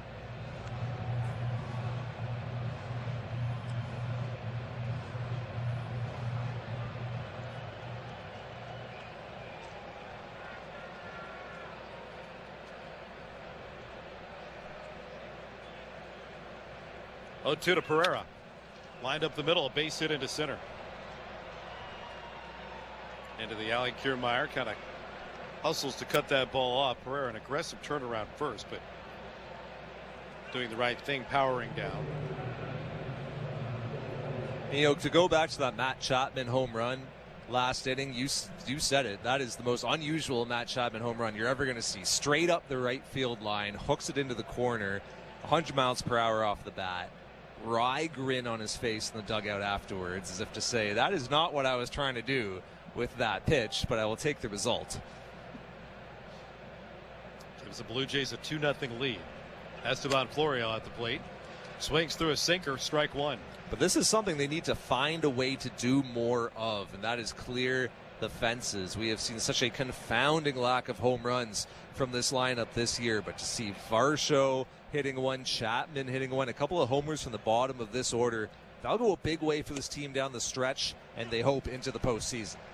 Fastball on the outside corner. The number 9 hitter falls in the 0-2 hole. If there is some sort of consistent lightning strike anywhere in this lineup, it'll benefit the Blue Jays over and over and over. The 0-2 pitch. Swing and a miss. A meager swing at the cutter by Florial. He's down on strikes. That's the 8th time the Yankees have gone into the glove. It's funny, we talk so much about the batting order reconstruction and what we thought it would do for the top 3, 4, 5 hitters. Well, Brandon Belt's 0 for 2, Vladdy's 0 for 2, Bo Bichette's got a single, and then there's the number 8 and number 9 hitters with the homers. John Schneider, a genius. Just how he drew it up. Yeah. There's DJ LeMahieu. Curveball downstairs from Bassett. That's ball one. 2-0 Toronto. Solo home run. Dalton Varsho had the first. Matt Chapman the second.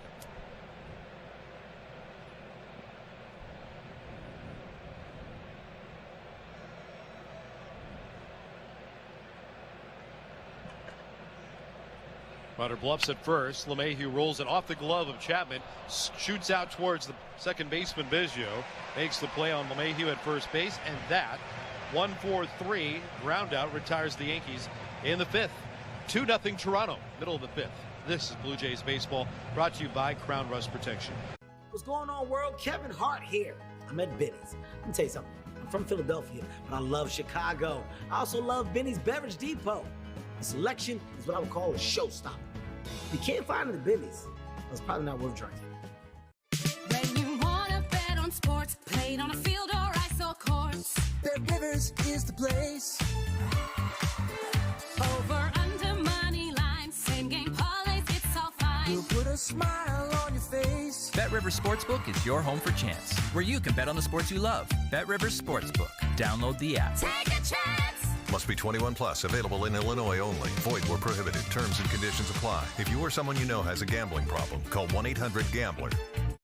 Fighting Irish fans, don't miss the excitement this winter at Purcell Pavilion and Compton Family Ice Arena. Season tickets are on sale now for Notre Dame hockey, men's and women's basketball games for the 2023-24 season. Also, don't miss Notre Dame football's regular season finale against Wake Forest on Saturday, November 18th. It's the last opportunity to catch the Irish at home inside Notre Dame Stadium this season. Tickets to all Fighting Irish home contests are available at fightingirish.com/buy tickets.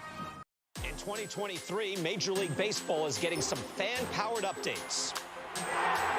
You spoke, MLB listened. And this season, you'll be getting a faster pace of play with the pitch timer, more balls in play from shift restrictions, and more action on the base paths from some of your favorite athletes due to bigger bases. Tried and tested in the minors, these new rules are bringing extra excitement to the game you love. Unbelievable! Learn more at MLB.com/rules. We're inside the Timbermart broadcast booth tonight. When it comes to home improvements, Timbermart has the expert advice and the right products at the right price, so you won't find yourself out in left field on your next DIY project. Game on, home team. Timbermart is Canada's building center. Chris Bassett has been phenomenal tonight. The Blue Jays have hit a pair of solo home runs off the starter, Luke Weaver. He is out. Gregory Weissert comes in with a pitching change, brought to you by Certainty, the pro's choice for roofing, siding, drywall, insulation, and ceiling systems.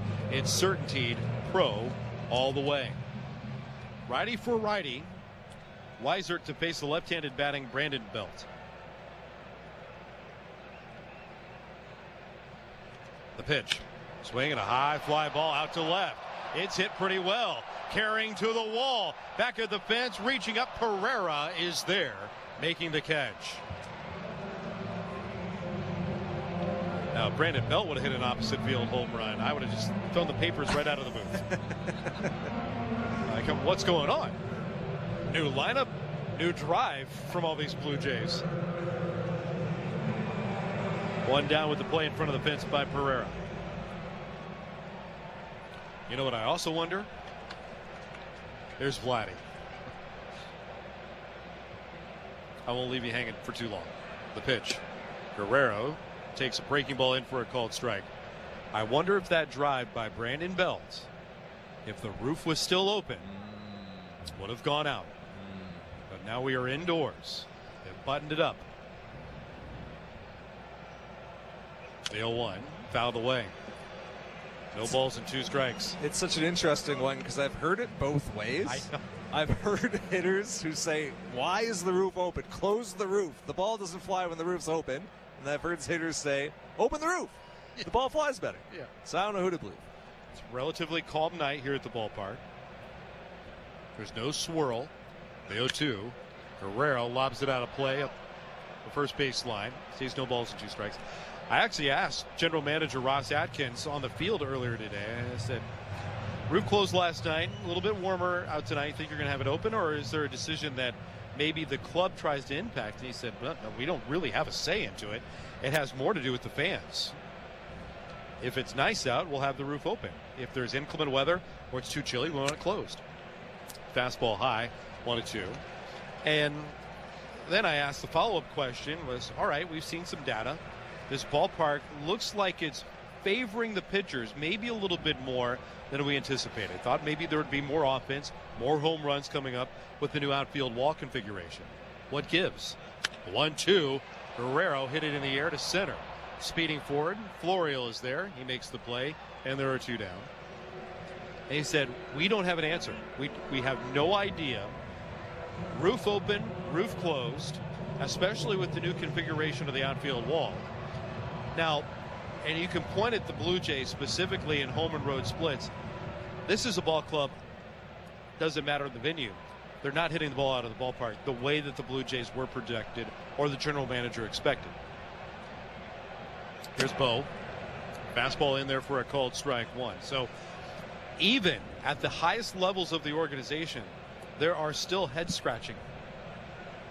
They're searching for answers on home, road, ball driving, ball not driving, roof open, roof closed. Bichette swings and fouls the fastball back, and it's 0-2. You know, I'm a big believer in Occam's razor, that the simplest explanation is typically the correct one. And I just feel like the simplest explanation is personnel. You're seeing the best pitching staff in baseball, the lowest ERA in the American League play in this ballpark. You're seeing a lineup of hitters that are all underperforming from a power perspective. Liner into right off the bat of Bo Bichette. He drops it in front of Aaron Judge, angling over near the line. Judge will cut it off on a bounce. And Bo Bichette with a 2-out single.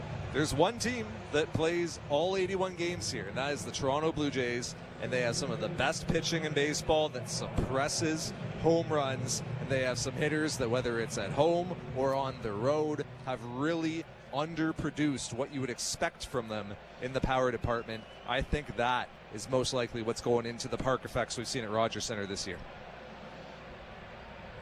Bichette stands at first. The pitch to Kevin Biggio. Fastball in for a called strike 1. We're inside the Timber Mart broadcast booth tonight, where the Blue Jays have a 2-0 lead. Blue Jays trying to keep this advantage and avoid a sweep.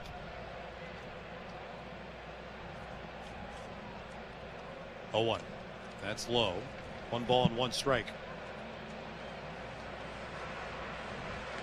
And really, when you talk to people who model these things and measure park impacts, they want at least 3 years of data before they make any kind of determinations on how a park plays. But the wrinkle with the Rogers Center is the dimensions are going to change again next year. So we have to start this process again all over when they remove a bunch of the foul territory. Bo runs from first. He'll slide into second without a throw.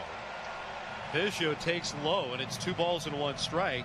And Bo Bichette digging out his 5th stolen base of the year.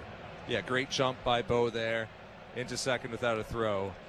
In case anyone forgot, the entire 100 level bowl is going to be ripped out after the postseason this year and replaced. Blue Jays are going to lose a lot of foul territory. It will impact how this park plays. 2-1 into center field, down for a base hit. On contact, Bo is bolting towards the plate. He'll score standing up on an RBI base hit from Kevin Biggio.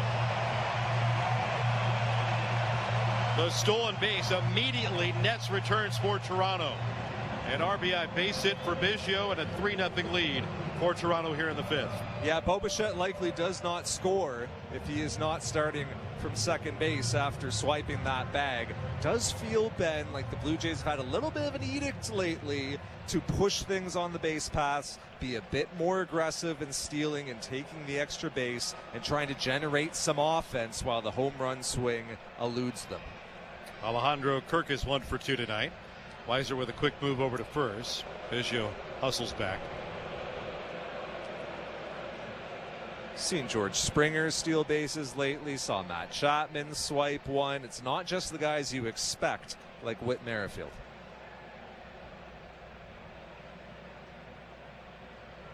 The pitch to Kirk. Fastball at the knees, a called strike 1. Kind of goes back to just everything that we were talking in a different light, though. But ultimately, the Blue Jays aren't hitting a lot of home runs. How are the Blue Jays going to score runs? How are they going to get this offense jump-started? Runner goes from first. Kirk lines it to right center field, down for a base hit. Biggio never breaks stride. He's on his way to third. He's there on the Kirk single. More pressure. Starting runners on the bases. Contact from Alejandro Kirk and Cavan Biggio. And the Blue Jays are trying to start a 2-out rally. Case in point, you play a little hit and run with Biggio and Kirk. End up with a line drive single the opposite way. Biggio cruises into third. John Schneider's not waiting around. He's not just going to wait for this power to come for these home runs to start to fly. He's going to have to start finding a way to score some runs here. Blue Jays didn't have one in this series, remember, entering the game. And now here they are with three. Another opportunity to cash another one with runners on the corners here for Kevin Kiermaier. Yankees making a mound visit before KK hits the bat. We'll be watching the St. Louis Bar and Grill out-of-town scoreboard tonight. St. Louis Bar and Grill, devilishly good since Toronto first raised the trophy in '92. Wings, ribs, beer, cocktails at every play at your local St. Louis Bar and Grill. Download the app or visit stlouiswings.com for more. Always devilishly good. Big matchup that starts in the Pacific Northwest tonight. The first of a 4-game series. The Texas Rangers, right now in control of the American League Western Division, will meet the Seattle Mariners, who are clawing for their postseason berth.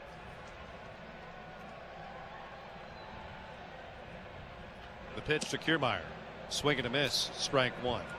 Yeah, believe it or not, if you're a Blue Jays fan, you're now also a Rangers fan, because you were hoping that Texas deals Seattle's the losses that will help the Blue Jays clinch a postseason spot.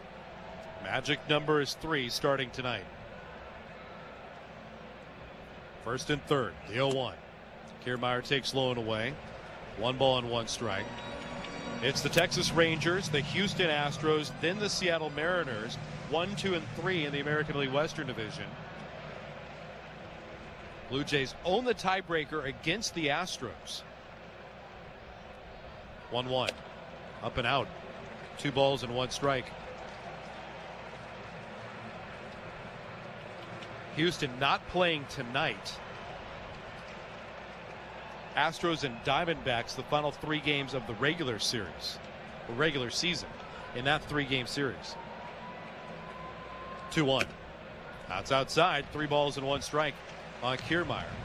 Diamondbacks have plenty to play for as well, so this is just no ho-hum set in Arizona that'll go down between the Astros and the Diamondbacks.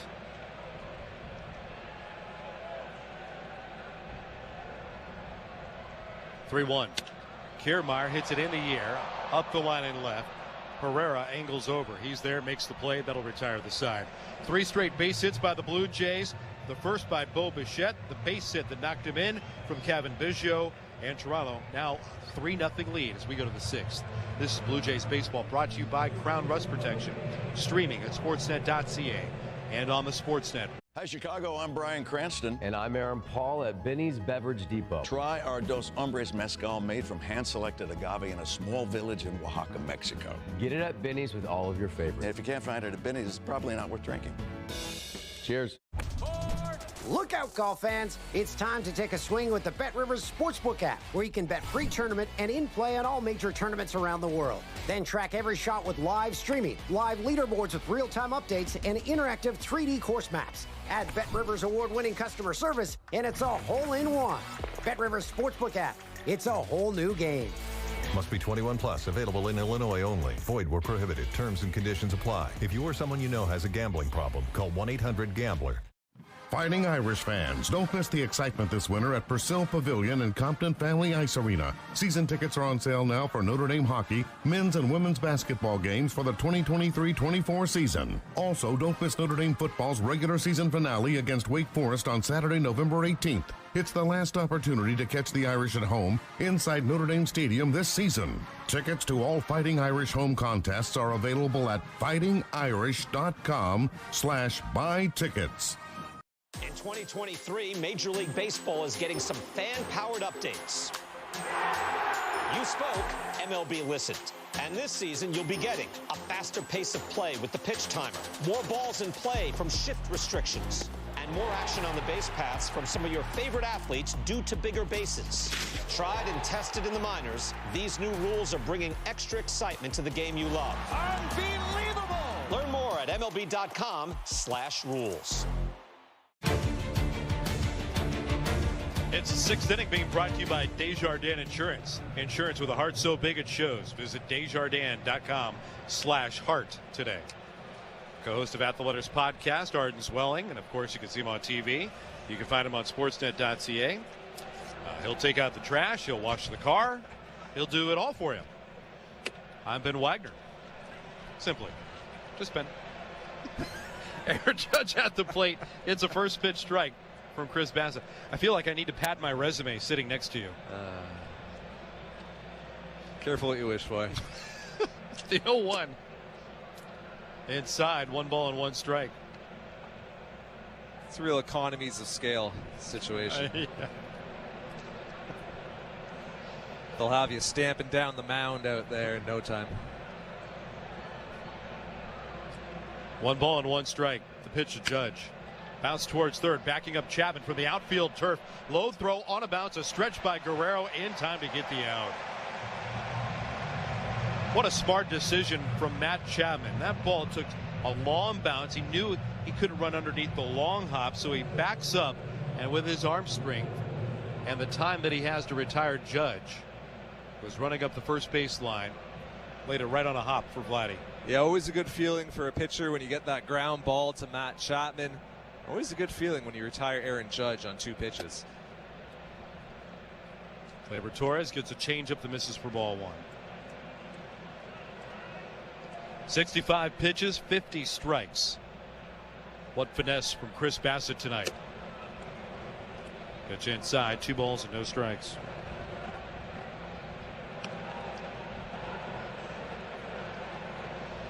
Torres tonight 0 for 2. He's grounded to short and struck out.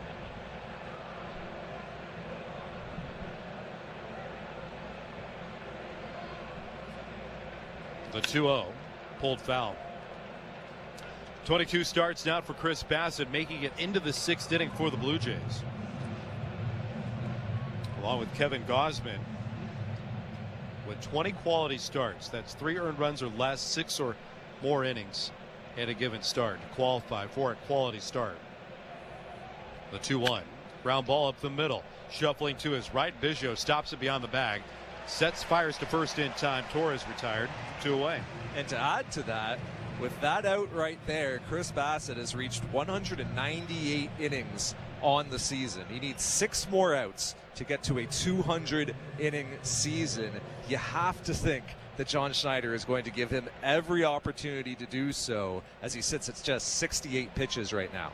If there are certain points of pride for a pitcher going into every season, this is one of them. Austin Wells yanks the first pitch foul. That's strike 1. There is still something to be said for a pitcher that can log every start that's asked over the course of a season. Everybody's really proud if you make it 30 starts in a given campaign. But you get to 200 innings. I mean, you're puffing up your chest walking through the clubhouse.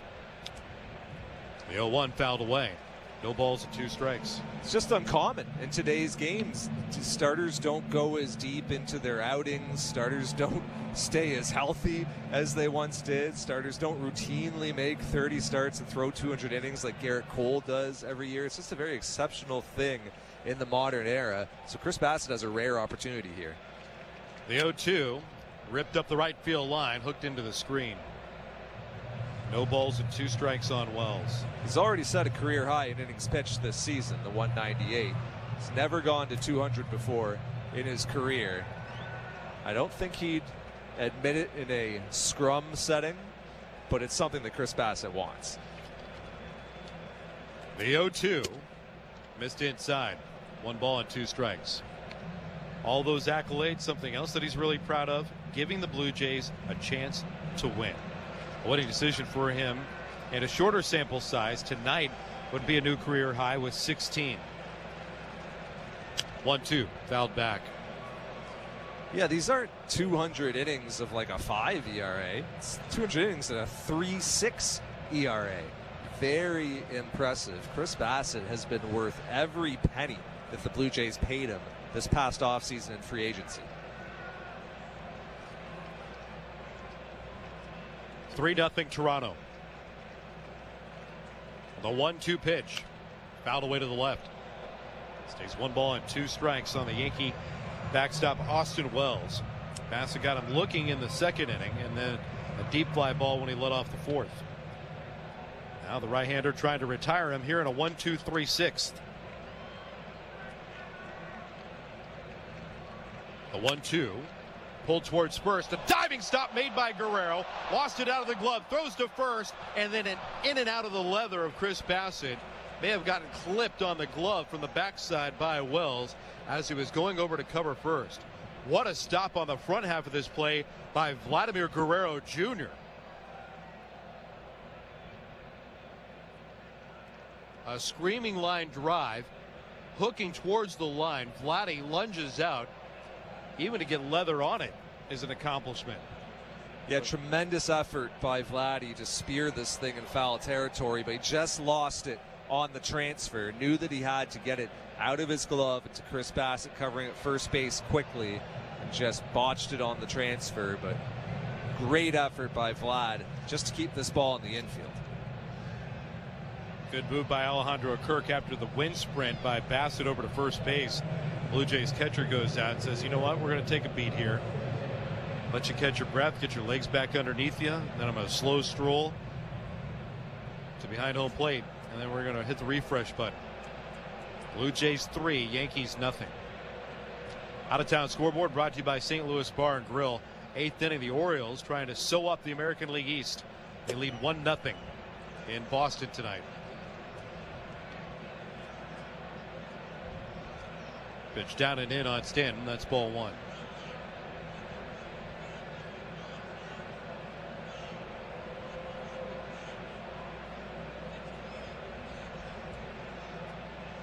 Long hold. 1-0. Swing and a miss. A ball and a strike. Orioles lead the Tampa Bay Rays by 2.5 and hold the tiebreaker over Tampa Bay. A win by the Orioles or a loss tonight by the Rays would clinch the division for Baltimore.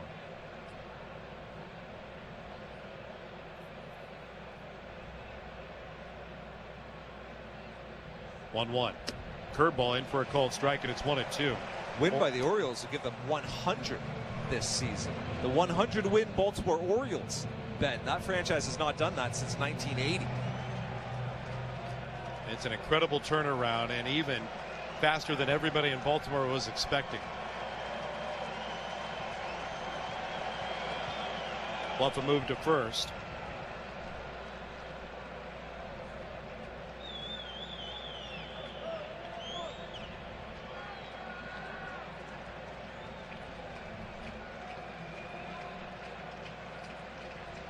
The 1-2. That's high. 2 balls and 2 strikes.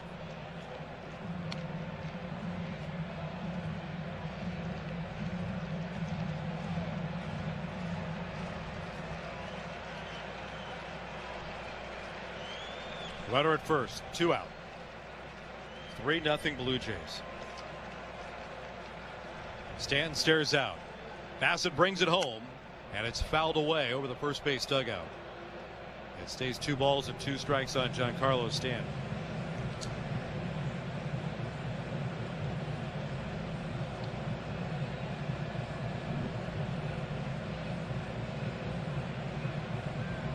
Bassett didn't like the first baseball, so he discards it. He'll line up his second.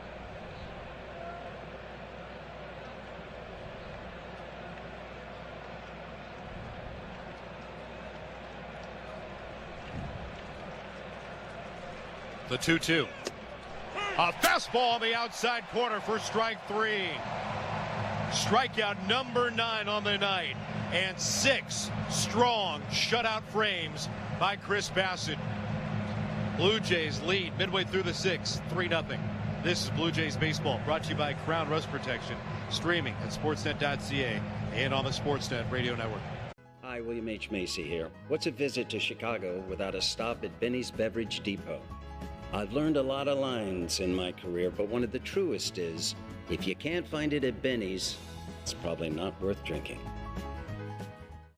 Fighting Irish fans, don't miss the excitement this winter at Purcell Pavilion and Compton Family Ice Arena. Season tickets are on sale now for Notre Dame hockey, men's and women's basketball games for the 2023-24 season. Also, don't miss Notre Dame football's regular season finale against Wake Forest on Saturday, November 18th. It's the last opportunity to catch the Irish at home inside Notre Dame Stadium this season. Tickets to all Fighting Irish home contests are available at fightingirish.com/buy tickets.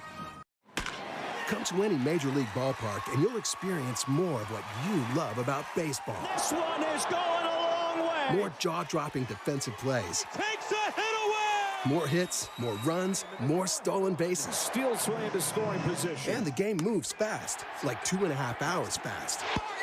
So you can bring the whole family and still be home for bedtime. Quicker games, more action. Follow it all at MLB.com. Major League Baseball trademarks used with permission.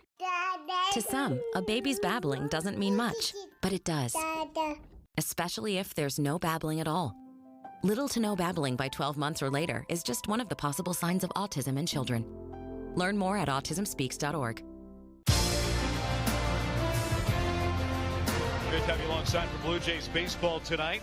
Toronto in front, 3-0. A pair of solo home runs. The first of the two from Dalton Varsho, the second from Matt Chapman, and Kevin Biggio with an RBI single, making it 3-0. There's been a pitching change for the Yankees. Zach McAllister is out there. Pitching changes are brought to you by Certainty, the pro's choice for roofing, siding, drywall, insulation, and ceiling systems. Certainty Pro all the way.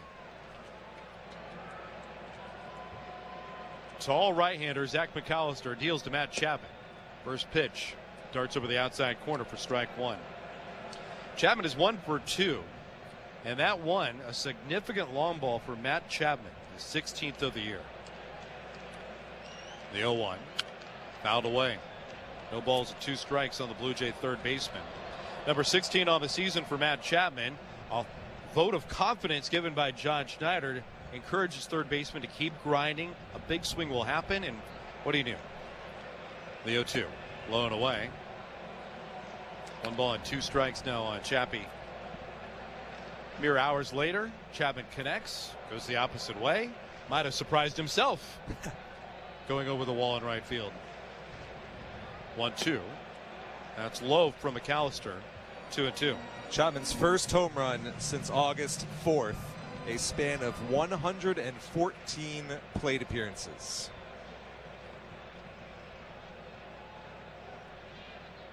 Two. Swinging a foul back. It's not just the power numbers. There's contact that was missing over now this 2-month run. It was 8 for his last 51 before going long in the 4th. 2-2. Cracked on the ground wide at third. Sliding stop made by Cabrera. Pops up.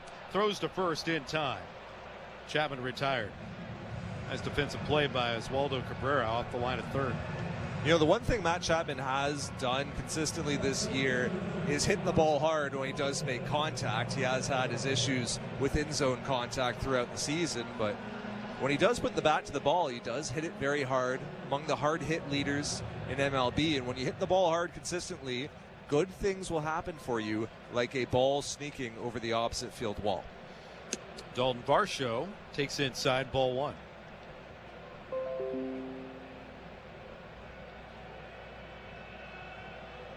Three-zip Blue Jays. 1-0. That's ripped up the right field line, but hooked into the screen. Good pull power again by Varsho. 19th of the season for Dalton, back in the 3rd inning.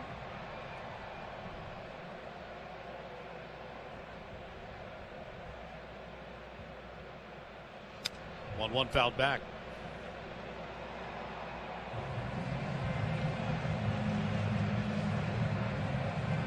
First year as a Blue Jay after 3 seasons in the desert with the Diamondbacks.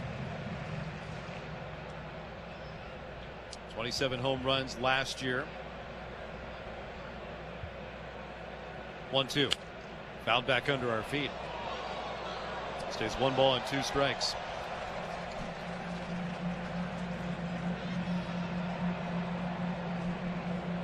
Home run back in the third inning, his 60th career long ball.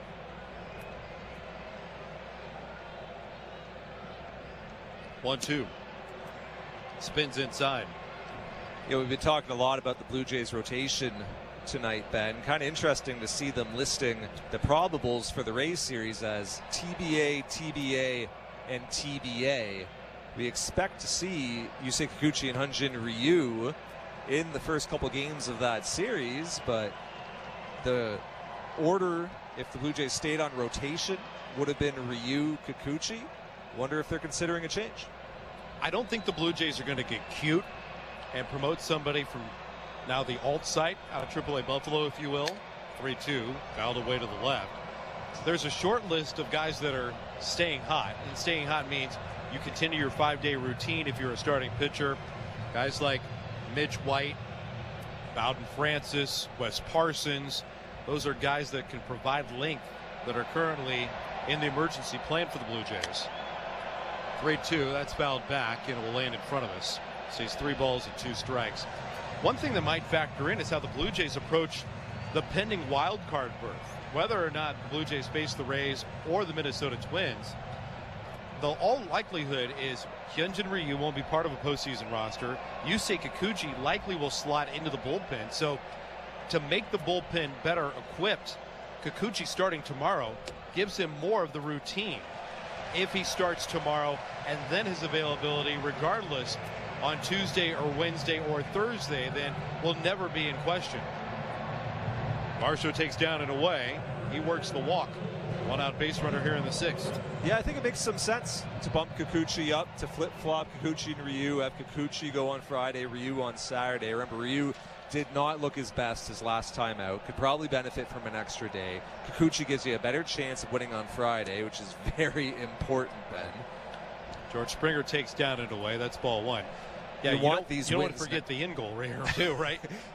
You want these wins now. You're still in this postseason push. Maybe he helps you clinch on Friday, and then you set up Ryu for Saturday, and one of those aforementioned names to come up from Buffalo on Sunday. Varsho bluffs a looper into right field. It'll drop in front of Aaron Judge. It's a single for Springer. His second hit tonight. And then Yusei gets to take some time off after Friday, recover, get into whatever kind of routine he needs to be in to be available out of the bullpen in a wild card series that would begin Tuesday. I think it makes a whole lot of sense. Yeah, there was a lot of banter around the clubhouse and in the media court today, too, about what could happen. Would there be a promotion? Well, Ricky Tiedeman's not part of it. He's not part of that stay hot camp that's happening in Western New York right now. He has since traveled to Florida in preparation to go to the Arizona Fall League. So don't get your hopes up about the #1 prospect in the organization making a splash here in the last go-around. Brandon Belt cuts at a fastball and fouls it back for strike 1. And also the names that we mentioned, guys that are already on the short list and made an impact in a very big way for the Blue Jays this season, like Bowden Francis. Somebody that was always in the conversation about if there is a need, and it lines up, like Wes Parsons. Swing and a miss by Belt, 0-2. If Francis would be the simplest solution, he's already on the 40-man. You call him up, you don't need to make an additional roster move. And he might start on Sunday still. If the Blue Jays don't need Kevin Gausman, they bump Gausman into Game 1 of the American League wild card. Varsho brushes back towards the bag after Volpe slips in. And then finally McAllister's attention is got. I think the one wrinkle to that would be if Francis pitches behind an opener. If there's somebody who needs some work, maybe you throw them to open that game, and then Francis comes in a bulk roll. Runners at first and second. Belt rockets one. High, deep, out to right, and long gone.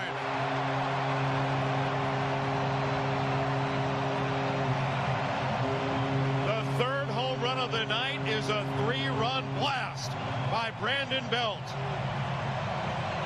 The Blue Jays have opened it up. A 6-0 lead.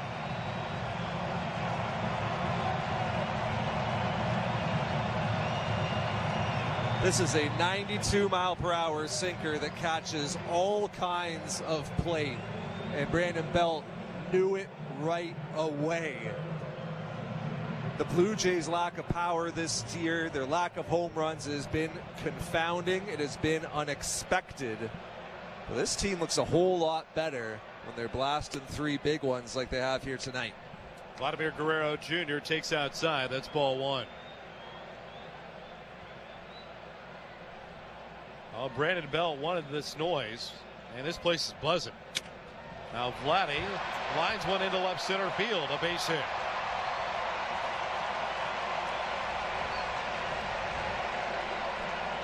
Base hit for Vlad, his first hit of the series. How about Brandon Belt? Got it over the middle, dropped the head on it, and then took it to the well out of the new outfield bar above the bullpen of New York. A deep shot into the 200 level, and the 3rd WestJet home run of the night. Extra vacation days, we've got a flight for that. Book your flight across Canada at WestJet.com. WestJet, proud to be the official airline of the Toronto Blue Jays. 106 off the bat, 409 feet, an absolute no-doubter, and a really good sign for the Blue Jays because Brandon Belt will be important to this lineup in a wild card series. If you're facing the Twins, if you're facing the Rays, either way, you are going to see some good right-handed starting pitching. Brandon Belt's bat from the left side at the top of the lineup is critical. We were talking about this at the start of the broadcast today. If the Blue Jays get a right-handed starter in the playoffs, and they play the Rays, they're getting a right-handed starter. They play the Twins, they're getting a right-handed starter. This is a preview of what the postseason lineup will be for the Blue Jays. Here's Bo Bichette. Down and away at ball 1. It's Glasnow or Eflin with the Rays. It's Gray or Lopez with the Twins. All righties. The 1-0. Swing and a miss by Bo. 1 ball, 1 strike.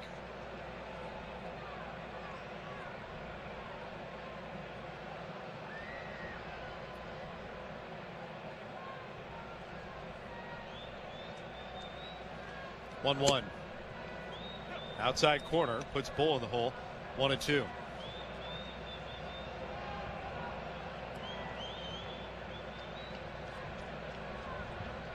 Nothing Toronto.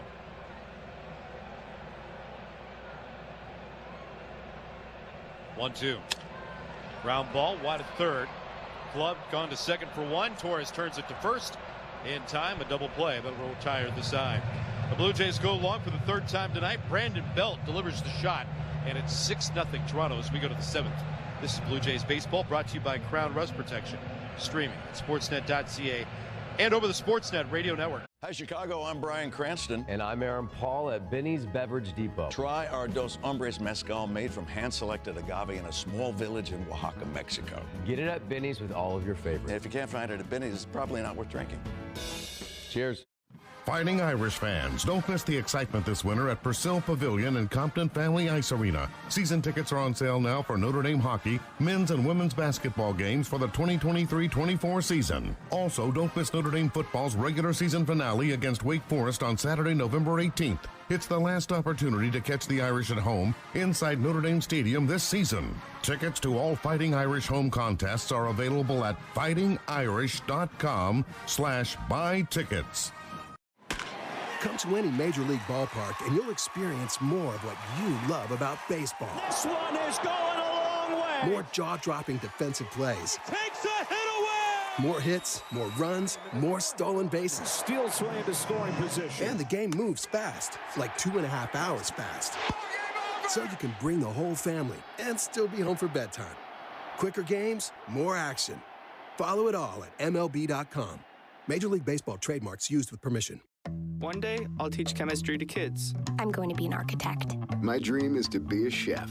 At the U.S. Department of Education's Office of Federal Student Aid, we provide more than $150 billion each year in grants, loans, and work-study funds, making higher education possible for anyone at any stage of life.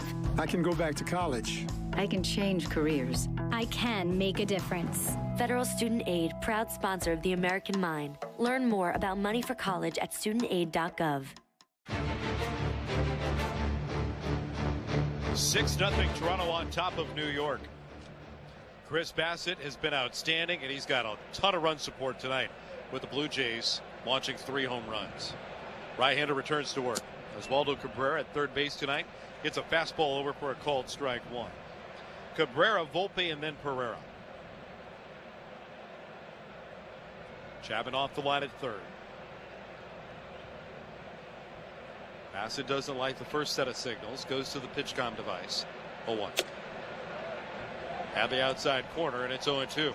That run support is critical because Chris Bassett is chasing 200 innings here. He's at 198 in the third, so he needs 5 outs to get there. He'll need to pitch deep into the 8th. He'll need to begin a 4th trip through the Yankees batting order. Brandon Belt adding 3 insurance runs, making it a half dozen for the Blue Jays, 0 for the Yankees, gives John Schneider some much-needed breathing room to let Chris Bassett chase this accomplishment. The 0-2, fastball high and away. 1 ball and 2 strikes.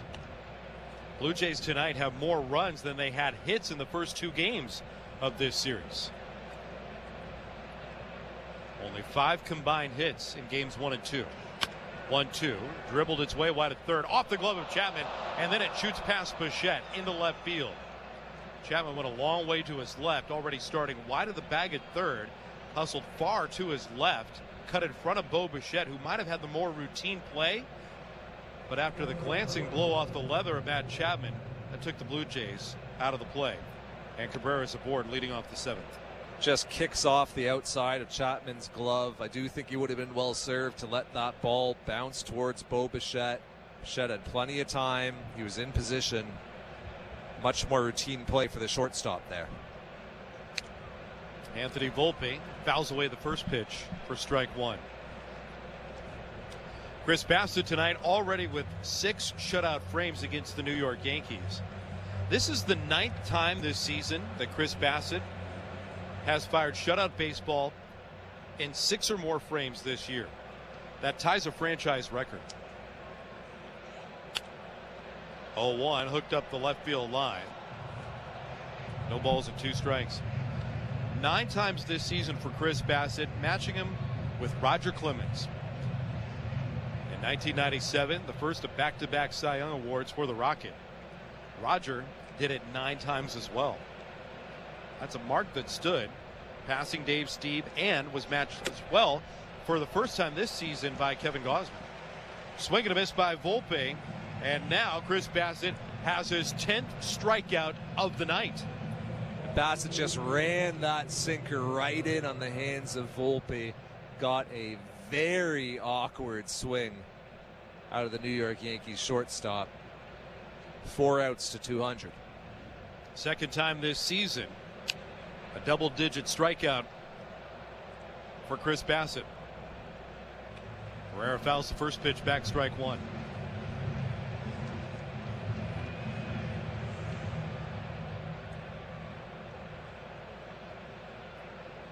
.184 strikeouts on the season. 0-1, fouled away at the plate. No balls and 2 strikes. It was the first of the 10 strikeouts tonight that gave the Blue Jays 4 different starters in the rotation, racking up 175 or more strikeouts. They become the 4th team in Major League Baseball history to have 4 starters with 175 or more strikeouts.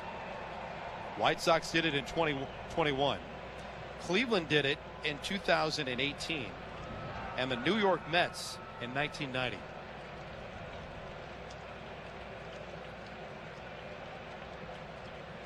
.02. That's inside. 1 ball and 2 strikes. Chris Bassett, not necessarily a high strikeout guy entering this season with the Toronto Blue Jays. Typically been more of a pitch to contact, soft contact pitcher. But here he is with 10 Ks tonight. And as you mentioned, over 180 on the season. Pulled towards third base, foul. 1 ball and 2 strikes on Pereira. Blue Jays 6, Yankees nothing. Bassett long ago set a career high in strikeouts this year. His previous high was 167. It's now at 184.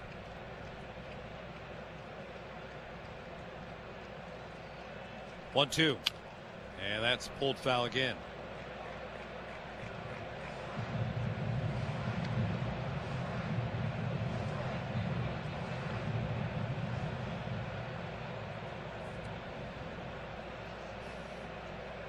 One down, runner at first in the 7th.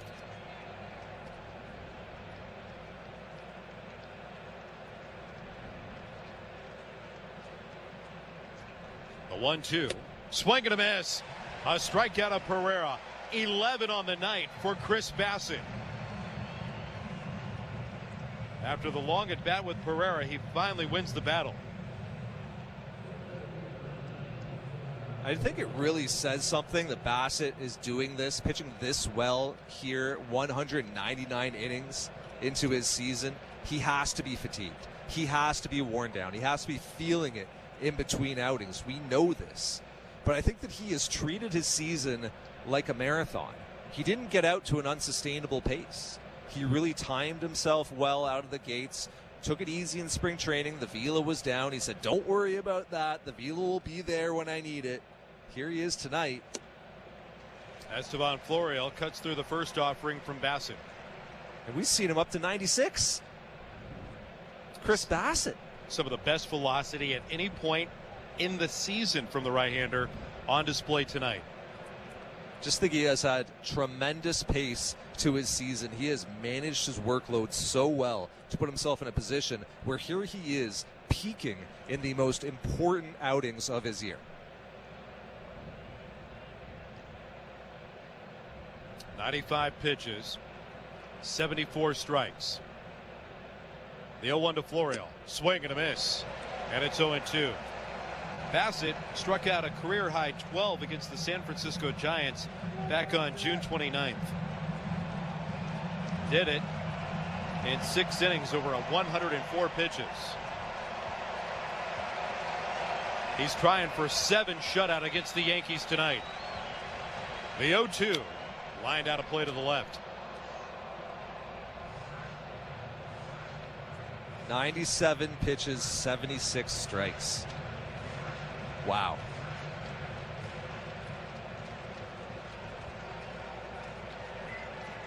Move the ball, change speeds, throw strikes. It's a simplified game for Chris Bassett tonight. The pitch. A fastball just inside. 1-2. Bassett wanted that one. That's that classic sinker to a left-handed batter that he just runs in and tries to get to bleed out and catch that inside corner to the lefty. Bassett just didn't quite get it. The 1-2 curveball popped up. Back of third, underneath it, Chapman into foul territory. He's there, he makes the catch. 7 shutout frames from Chris Bassett. He continues his climb to 200 innings. The Blue Jays hit the stretch in downtown Toronto with a 6-0 lead over New York. This is Blue Jays baseball, brought to you by Crown Rust Protection. Streaming at sportsnet.com. What's going on? Kevin Hart here at Benny's, and I love companies with a soul. It's very important to me. So every time the Cubs leadoff man gets a hit, Benny's Beverage Depot, they'll donate $100 to area food banks, which is huge. If you can't find it at Benny's, it's probably not worth trying. Just put that in there. Fighting Irish fans, don't miss the excitement this winter at Purcell Pavilion and Compton Family Ice Arena. Season tickets are on sale now for Notre Dame hockey, men's and women's basketball games for the 2023-24 season. Also, don't miss Notre Dame football's regular season finale against Wake Forest on Saturday, November 18th. It's the last opportunity to catch the Irish at home inside Notre Dame Stadium this season. Tickets to all Fighting Irish home contests are available at fightingirish.com/buy tickets. In 2023, Major League Baseball is getting some fan-powered updates. You spoke, MLB listened. And this season, you'll be getting a faster pace of play with the pitch timer, more balls in play from shift restrictions, and more action on the base paths from some of your favorite athletes due to bigger bases. Tried and tested in the minors, these new rules are bringing extra excitement to the game you love. Unbelievable! Learn more at MLB.com/rules. My Alzheimer's diagnosis was hard to take. But early detection allowed us to take control of the situation, together. Talk to your family about seeing a doctor. Go to alz.org/time to talk. A message from the Alzheimer's Association and the Ad Council. Unlike other health concerns, mental illness is not always easy to see. Depression won't show up on an eye chart, and you won't find PTSD by looking at a thermometer. Sorting out a mental health concern takes professional diagnosis and treatment. Anxiety won't just go away under a bandage. If you or a loved one has a mental health concern, call 1-800-662-HELP for free and confidential information and treatment referral. Learn more at samhsa.gov/support.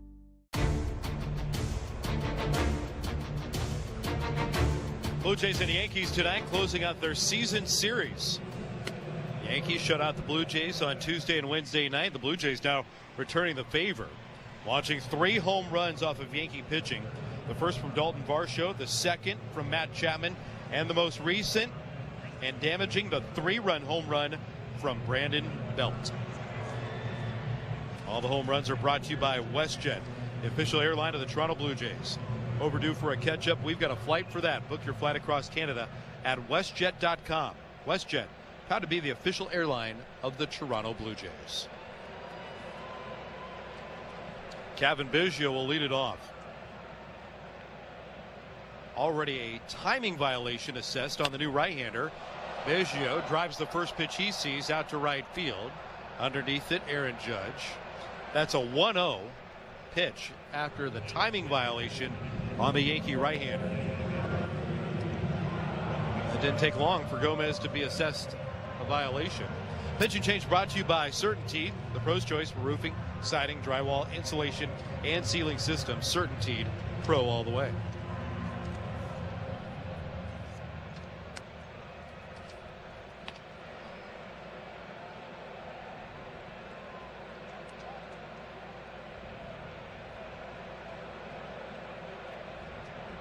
Alejandro Kirk bats. Gomez deals. Fastball's inside for ball 1. Baltimore Orioles have clinched their first American League Eastern Division title for the first time since 2014 on the St. Louis Bar and Grill out-of-town scoreboard. Off speed on the inside corner. 1-1 on Kirk. A 2-0 win over the Boston Red Sox tonight. Anthony Santander launched a solo home run. D.L. Hall worked out of a huge jam in the 6th, helping secure the win for Baltimore. And another round of celebrations for the Orioles.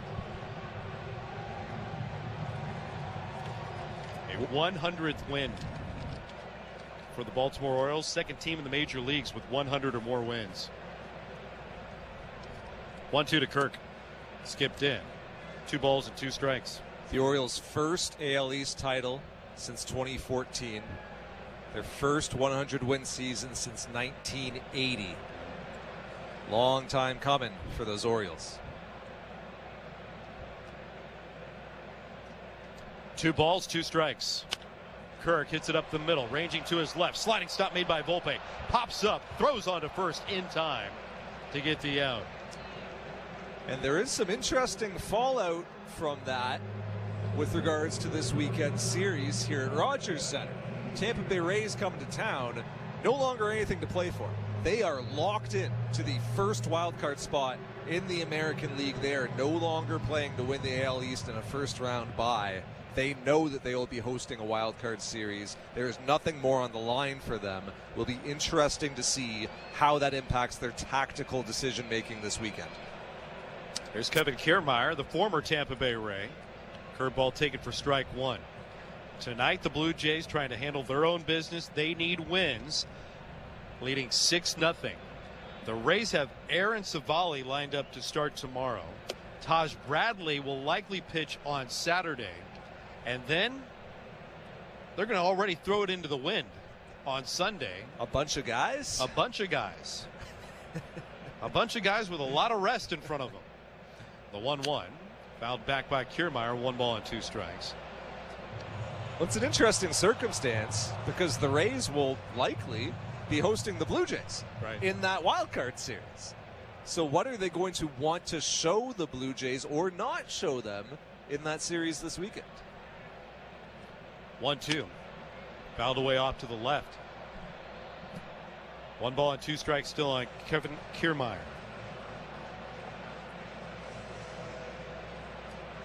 Now the Blue Jays will still have something to play for on Friday, regardless of tonight's outcomes, here or with the Mariners.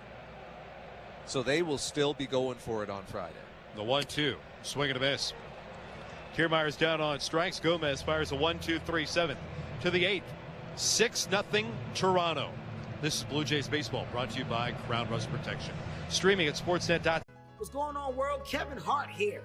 I'm at Benny's. Let me tell you something. I'm from Philadelphia, but I love Chicago. I also love Benny's Beverage Depot. The selection is what I would call a showstopper. If you can't find it at Benny's, it's probably not worth trying. Fighting Irish fans, don't miss the excitement this winter at Purcell Pavilion and Compton Family Ice Arena. Season tickets are on sale now for Notre Dame hockey, men's and women's basketball games for the 2023-24 season. Also, don't miss Notre Dame football's regular season finale against Wake Forest on Saturday, November 18th. It's the last opportunity to catch the Irish at home inside Notre Dame Stadium this season. Tickets to all Fighting Irish home contests are available at fightingirish.com/buy tickets. Come to any Major League ballpark and you'll experience more of what you love about baseball. This one is going a long way. More jaw-dropping defensive plays. Takes a hit away. More hits, more runs, more stolen bases. Steals sway into scoring position. And the game moves fast, like 2.5 hours fast. So you can bring the whole family and still be home for bedtime. Quicker games, more action. Follow it all at MLB.com. Major League Baseball trademarks used with permission. Blue Jays baseball moves into the 8th inning. Good evening with Arden Swelling. I'm Ben Wagner. 6-0 Toronto. Chris Bassitt has been absolutely dominant tonight. A 5-hit shutout. The right-hander's pursuit of 200 innings continues. A first pitch strike to DJ LeMahieu. 199 1/3. The 0-1. Curveball swing and a miss. And it's 0-2. Closest that Bassett's ever come to 200 innings just last year with the New York Mets, a 15-game winner through 30 starts, 181 2/3. Tonight, start number 33 for Chris Bassitt. He's 2 outs away from the milestone. He starts the 8th against LeMahieu. The 0-2, a fastball that's high. 1 ball and 2 strikes. There was some question whether or not this 8th inning would belong to Chris Bassitt. He had a conversation in between frames with pitching coach Pete Walker. Manager John Schneider came over, heard what Bassitt had to say, gave a nod and a go get him. 1-2. Ground ball on 2 bounces down to first. Vladdy with the stop sign out for the right-hander, and out number 1 at first base. 199 2/3 for Chris Bassitt. Want to hazard a guess as to what Mr. Bassett's opinion was on that? We'll have to deliver it in another form. Chris, you want to go back out there? Nah, I'm good. Hey, Chris, get away from me. Yeah. That's what he said. Don't even start. Aaron Judge, the batter. The pitch, ground ball towards third, foul.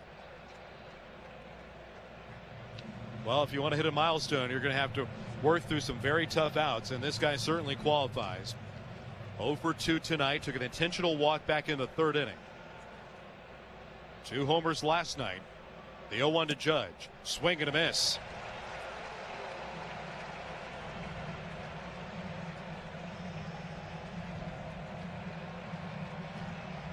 Oh, 0-2 on Judge. Bassitt looking to tie his career high in strikeouts. The 0-2, swing and a miss. He struck him out with a sweeper. What a milestone for Chris Bassitt. For the first time in his career, he's hit the 200 inning mark. He has tied his career high with a dozen strikeouts. And wait until John Schneider allows Chris Bassitt to have this ovation. 7 2/3 shutdown frames from Chris Bassitt. Rogers Center is delivering on the promise. They're bringing the noise. Tonight, they're also howling with the hound from the mound. Recognized by Chris Bassett, who gestures towards the fans in appreciation. He's trying to become the second 16-game winner in the American League. And boy, has he ever teed it up. One of his best pitching performances of the season when the Blue Jays needed him the most. 7 2/3 shutout from Chris Bassett. He was awesome. And we've got a pitching change.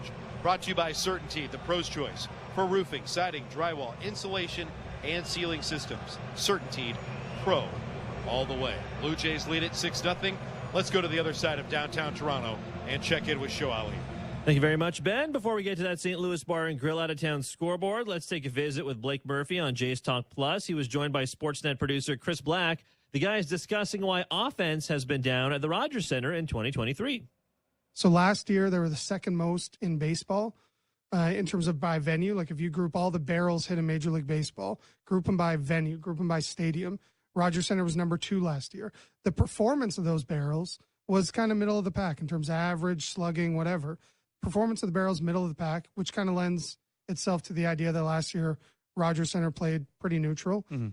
This year, it's playing neutral again. Those barreled baseballs, similar kind of average, similar kind of slugging percentage, right around league average, but there have been far fewer barreled baseballs at the Dome. So to me, that says, you've traded away run creation for run prevention. You've got a few guys having some down years, and your pitching staff is as deep as maybe it's ever been. So combine all those factors. I think it has more to do with that than the big walls are taking away home runs. That's Chris Black chatting with Blake Murphy on Jays Talk Plus. Let's check out that St. Louis Bar and Grill out-of-town scoreboard. Baltimore beats Boston 2-0, 100 wins for the O's. They officially clinched the AL East as well. The O's also reaching a deal with the state of Maryland to keep the teams at Camden Yards for at least 30 more years. And over in the NHL, some preseason action. Sabres-Penguins tied at 1. That's the St. Louis Bar and Grill out-of-town scoreboard. Blue Jays baseball is presented by Crown Rust Protection. Back to the action in the Timber Mart broadcast booth down at the Rogers Center. Here's Ben Wagner and Arden Zwelling. Thank you so much, Joe. Jimmy Garcia takes over the pitching. Right-hander deals. Gleyber Torres bounces it off his knuckles out to Bo Bichette. He'll pick it up, wing it towards first. How about that from Jimmy Garcia? 1 pitch, 1 out. And we are through 7.5 as the Yankees go down 1-2-3 in the 8th. 6-0 Toronto. This is Blue Jays baseball, brought to you by Crown Rust Protection. Streaming at sportsnet.ca and always on the Sportsnet Radio Network. What's going on, world? Kevin Hart here. I'm at Benny's. Let me tell you something. I'm from Philadelphia, but I love Chicago. I also love Benny's Beverage Depot. The selection is what I would call a showstopper. If you can't find it at Benny's, well, it's probably not worth drinking. Fighting Irish fans, don't miss the excitement this winter at Purcell Pavilion and Compton Family Ice Arena. Season tickets are on sale now for Notre Dame hockey, men's and women's basketball games for the 2023-24 season. Also, don't miss Notre Dame football's regular season finale against Wake Forest on Saturday, November 18th. It's the last opportunity to catch the Irish at home inside Notre Dame Stadium this season. Tickets to all Fighting Irish home contests are available at fightingirish.com/buy tickets. Come to any Major League ballpark and you'll experience more of what you love about baseball. This one is going a long way. More jaw-dropping defensive plays. Takes a hit away. More hits, more runs, more stolen bases. Steals way into scoring position. And the game moves fast, like 2.5 hours fast. So you can bring the whole family and still be home for bedtime. Quicker games, more action.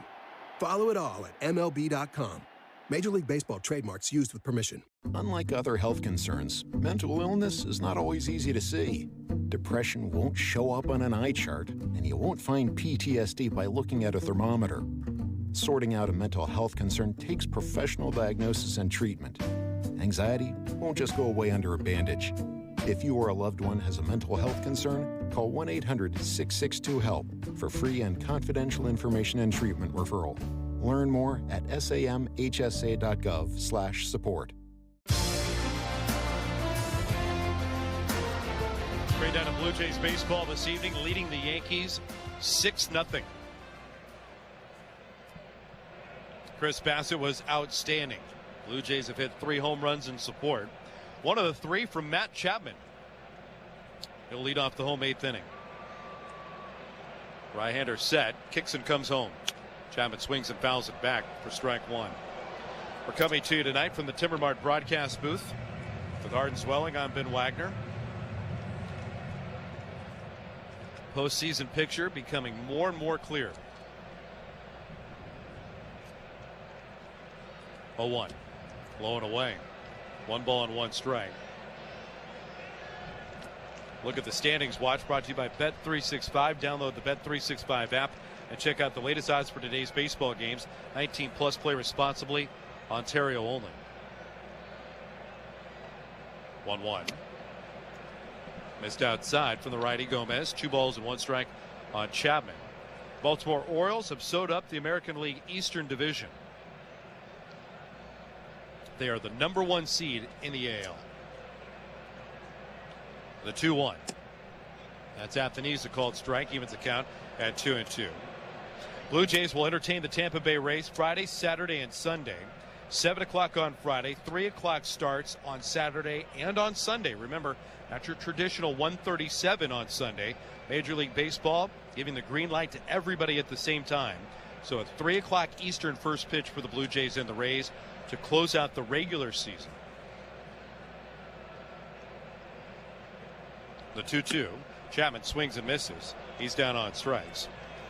And in all likelihood, the Blue Jays will fly back to St. Pete and face the Tampa Bay Rays in the best of 3 at Tropicana Field, American League wild card.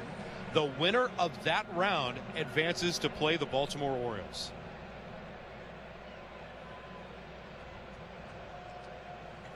Dalton Varsho bats here in the 8th. Takes outside. Varsho tonight got the Blue Jays' first run in. Took one to the bullpen in right field. Now leading 6-0. 1-0. Check swing foul. Evens the count at 1 ball and 1 strike.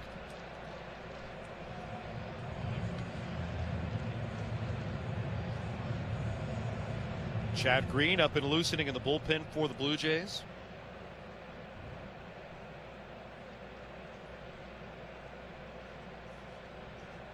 One. Fouled back. 1 ball and 2 strikes. About 10 minutes away from the first pitch on the St. Louis Bar and Grill out of town scoreboard between the Texas Rangers and the Seattle Mariners. Logan Gilbert against Jordan Montgomery, the pitching matchup tonight.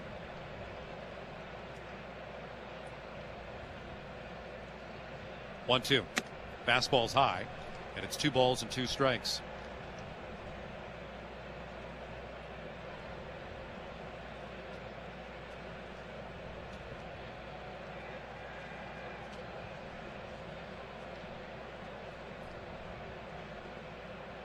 The 2-2. Swing and a miss. Varsho retired on strikes, back-to-back strikeouts, and now 3 out of 5 faced by Gomez. This is the 8th inning, being brought to you by Desjardins Insurance. Insurance with a heart so big it shows. Visit Desjardins.com/heart today. Two up and 2 down. George Springer at the plate. A couple of hits tonight for George. Doubled and was stranded at third in the 3rd. Singled and came in the 6th. And he lines one out to right field. Trotting forward, Judge won't get there in time. That's served into right, a base hit. 3-hit night for Springer. Quiet 3-hit night for George Springer. With all the balls that the Blue Jays have been hitting over the wall, you don't realize till you look down at the scorebook and go, oh, hey, George got 3 hits. Lost his 7-game hit streak on Tuesday night. Making up for it quickly. 3 knocks tonight and bringing up Brandon Belt.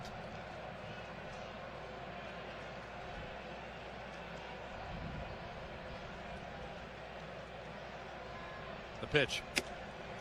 Fastball in the top outside corner. Strike 1 call. Well, you can mark Brandon Belt down as a roof close guy. He circled the bases, came back to the dugout, and then pointed up towards the roof. after it was buttoned up that led to his 3-run home run. Oh, he turns on another one, launches it high and deep up towards the girders, but way off into the seats foul, all the way to the 500 level. Nearly put that one into the roof. Wowzers.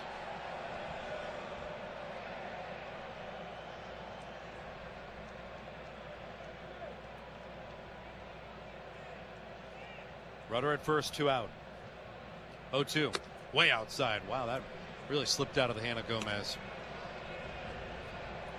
He's battling with a changeup, and it's 1-2.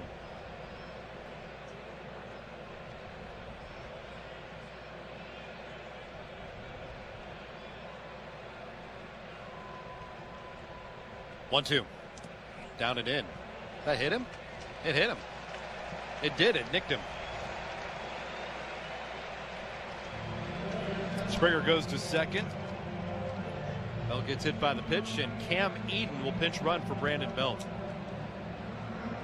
You know, another thing that I was chatting with the Blue Jays skipper, John Schneider, around the batting cage about is how important the final 3, 4, 5 games become just to get guys comfortable. And Cam Eden's somebody that's certainly in the picture for the postseason roster with his skill set. Good outfielder, can really run the bases, good instincts when he's out running 90 feet base to base.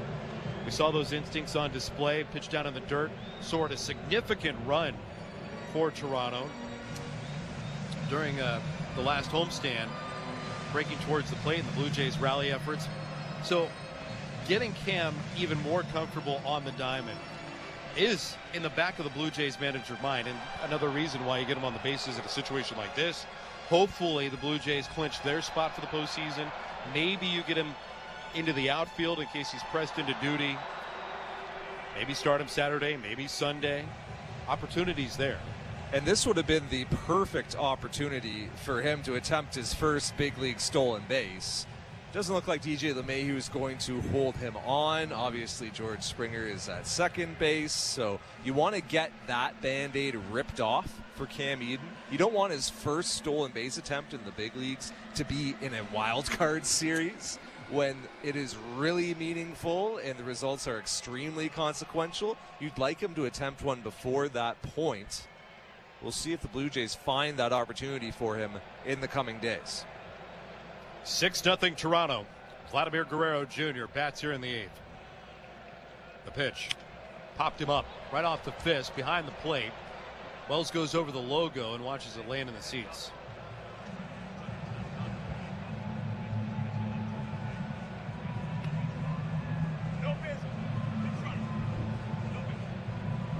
Eden stole 53 bases for the Bisons this year, caught only 4 times.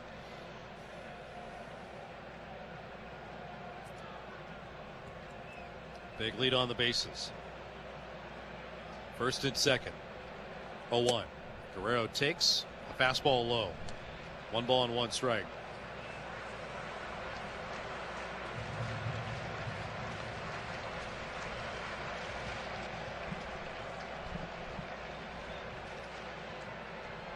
Infield, back outfield, pretty much straight away against Guerrero. Gomez in the 1-1. Fouled away at the plate. 1 ball and 2 strikes on Vlad.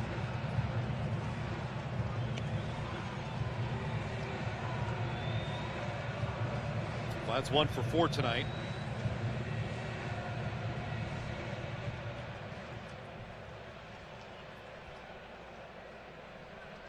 Gomez trying to complete 2 scoreless innings of relief. 1-2 to Guerrero. Swing and a miss. Vladdy's down on strikes. The side is retired as Gomez fans the side, leaving a couple aboard. Off to the 9th. 6-0 Blue Jays over the Yankees. This is Blue Jays baseball. Brought to you by Crown Rust Protection. Streaming through the new Sportsnet app. Hi, Chicago. I'm Brian Cranston. And I'm Aaron Paul at Benny's Beverage Depot. Try our Dos Hombres Mezcal made from hand-selected agave in a small village in Oaxaca, Mexico. Get it at Benny's with all of your favorites. And if you can't find it at Benny's, it's probably not worth drinking. Cheers.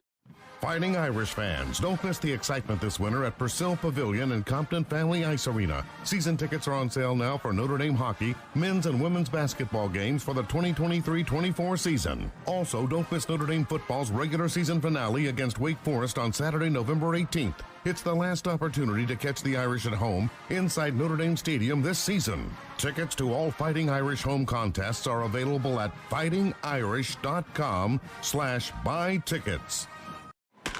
Come to any Major League ballpark and you'll experience more of what you love about baseball. This one is going a long way. More jaw-dropping defensive plays. Takes a hit away. More hits, more runs, more stolen bases. Steals way into scoring position. And the game moves fast, like 2.5 hours fast. So you can bring the whole family and still be home for bedtime. Quicker games, more action. Follow it all at MLB.com. Major League Baseball trademarks used with permission. And here's Heather with the weather. Well, it's beautiful out there, sunny and 75, almost a little chilly in the shade. Now, let's get a read on the inside of your car. It is hot. You've only been parked a short time and it's already 99 degrees in there. Let's not leave children in the back seat while running errands. It only takes a few minutes for their body temperatures to rise, and that could be fatal. Cars get hot, fast, and can be deadly. Never leave a child in a car. A message from NHTSA and the Ad Council. We go to the ninth inning here in downtown Toronto. Blue Jays on the power of 3 home runs and Chris Bassett's outing, leading 6-0. Next, Art Zilling. I'm Ben Wagner. Tim Meza comes out of the bullpen for the Blue Jays, trying to sew this one up against New York. Leading 6-0, and with this pitching change, it's brought to you by Certainteed. Pro's choice for roofing, siding, drywall, insulation, and ceiling systems. Certainteed, Pro all the way. Meza comes out. Blue Jays looking for their final 3 outs.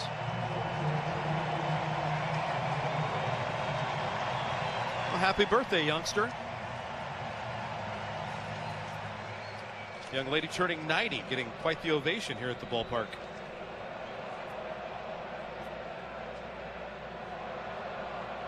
Tim Meza, lefty on lefty with Austin Wells. The pitch. Fastball on the outside corner, strike 1. One thing the Blue Jays will go into the postseason with is health. They are remarkably healthy.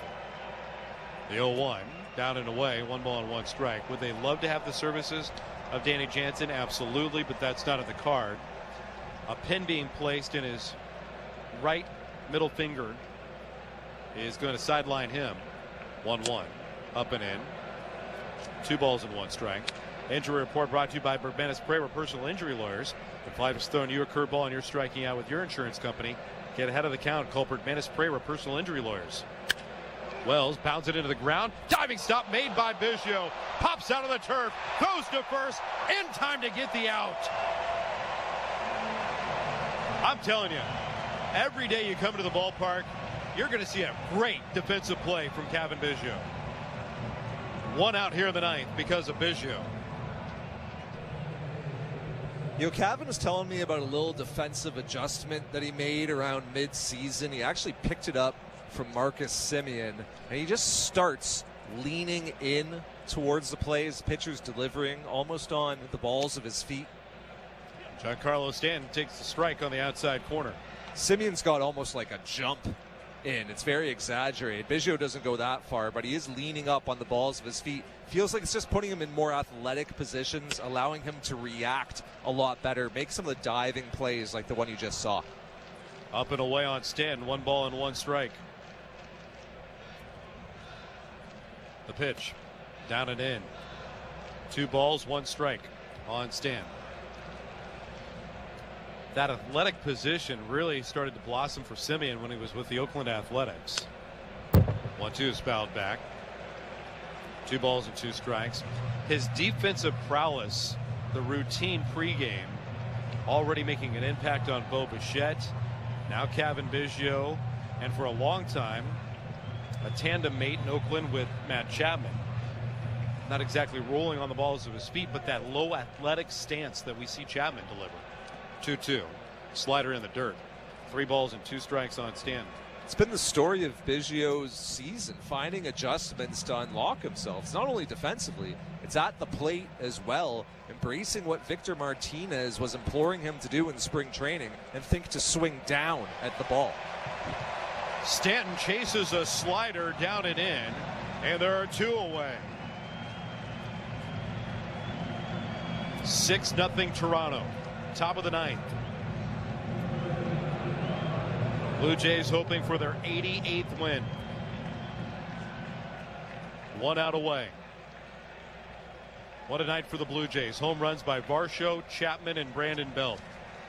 Oswaldo Cabrera, a tapper towards third. Chapman in with the glove. Cox back, won't have a play. An infield single for Cabrera. He had visions of rifling it over to Vladimir Guerrero Jr., but elected to tuck it in his pocket.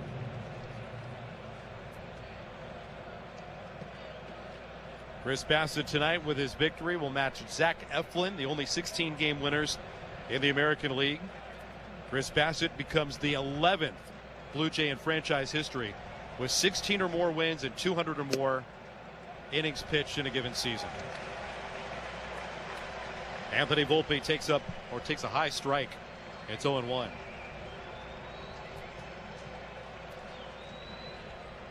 The 0-1. Line drive into left field. That's a base hit. Varsho sprints over into the corner. He'll cut it off on the backhand in the warning track. Comes up throwing to second. Here's the throw. It's a good one, but not in time. Volpe hustling for a double. Now second and third for New York with 2 out of the 9th. Blue Jays trying to sew up a shutout victory for the 15th time this season.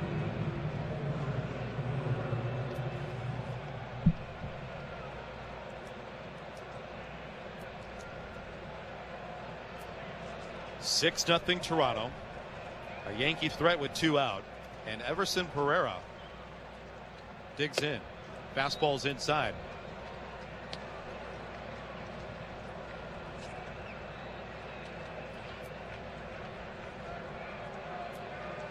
The 1-0.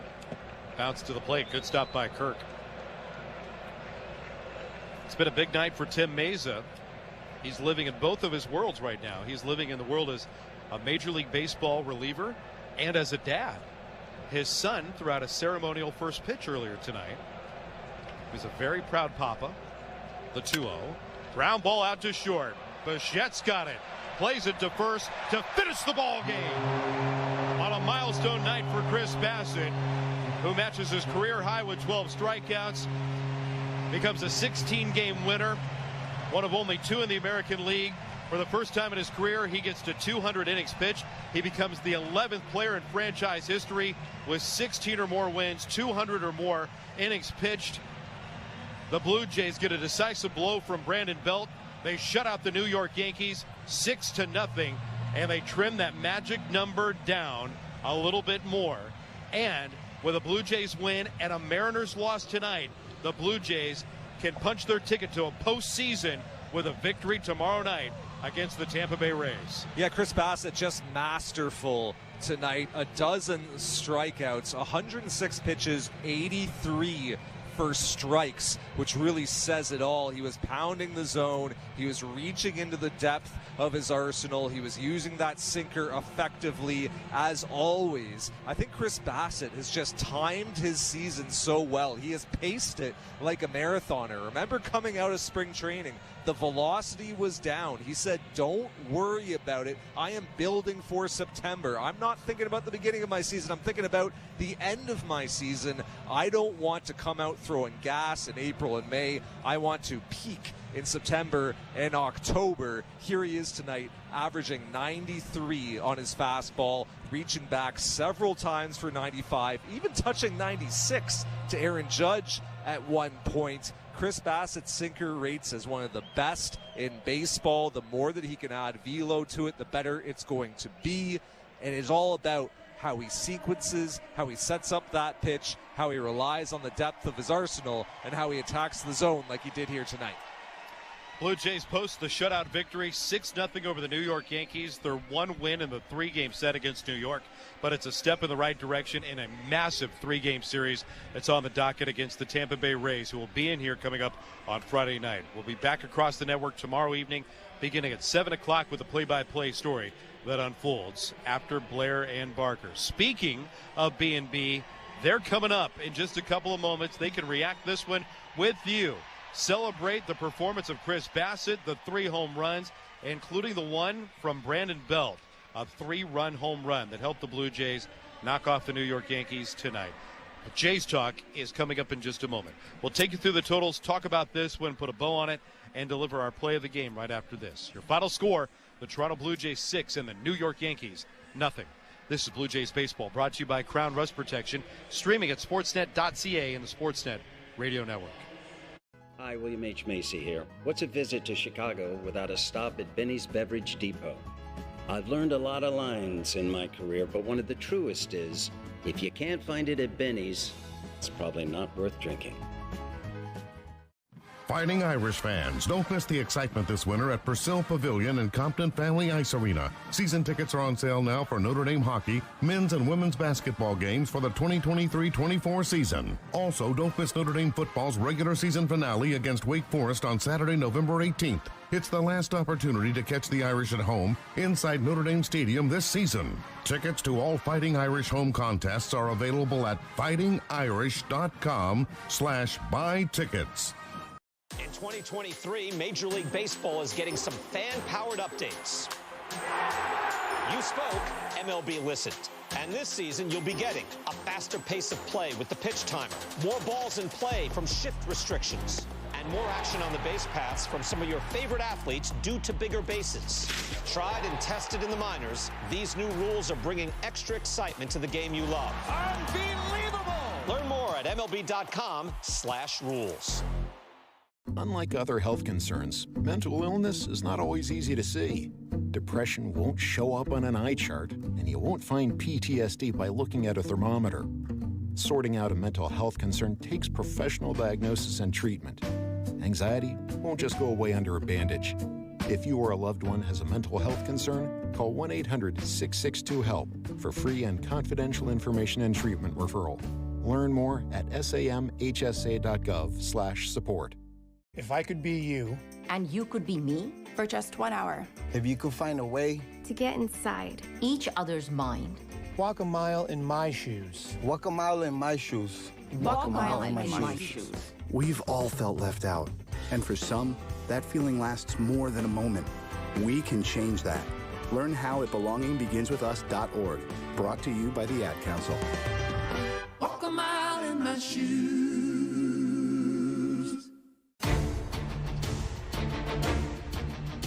Whips and blasts, that's how the Blue Jays got it done tonight. A dozen strikeouts from Chris Bassett, 3 home runs. Matt Chapman, Dalton Varsho, and Brandon Belt with the long ones, and the Blue Jays have a 6-0 win over the New York Yankees. Welcome to the postgame show. Your texts and your phone calls coming up on Blue Jays Talk with Jeff Blair and Kevin Barker. We'll get you there in just a second, so stand by. Arden Zwelling coming up with his closing thoughts. I'm Ben Wagner. Let's go through the totals. The Blue Jays with a win tonight, 17 games over 500, 88-71 on the season. The Yankees with the loss will finish at 500 or above it. They're 81-78 with the loss here tonight. 6 runs, a baker's dozen in the hit column for the Blue Jays, and no errors. Blue Jays at the plate tonight with 3 for 10 with runners in scoring position, 9 men left on base. Yankees blanked on 7 hits, no errors. New York left 8 and went 0 for 5 with runners in scoring position. Luke Weaver got the call tonight and took the loss. 4 innings of 2-run ball, allowed 6 hits, struck out 6, and walked 1. He falls to 3-6. Blue Jays decision to the clubhouse leader in wins, the 16th and a new career high for Chris Bassett. 16-8 on the year, 7 2/3 of brilliant work, a 5-hit shutout. He matched his career high with a dozen strikeouts tonight and issued 1 walk. Jimmy Garcia and Tim Meza pitched in relief. A ball game that spanned 2 hours and 37 minutes. 36,657 were at Rogers Center to watch the Blue Jays' 15th shutout win of the season, 6-0 over the New York Yankees. Time now for our Bet365 Play the Game. Download the Bet365 app and check out the latest odds for today's baseball games. 19 plus. Play responsibly. Ontario only. Well, pitching has been the calling card of the Blue Jays, maybe surprisingly for a lot of people who expected the mashing to carry the Blue Jays all season long. It's been the best pitching staff for the majority of the season and a rotation that has been unflappable, including the core four. Now, for the fourth time in Major League Baseball history, 4 starting pitchers in the rotation for the Blue Jays with 175 strikeouts or more. The Blue Jays joining the 2021 White Sox, the 2018 Cleveland Club, and in 1990, the New York Mets, all with 4 pitchers in the rotation with 175 strikeouts, just like the Blue Jays, who needed 1 tonight from Chris Bassett. They got it in the first inning when Aaron Judge went down as the first of 12 strikeouts.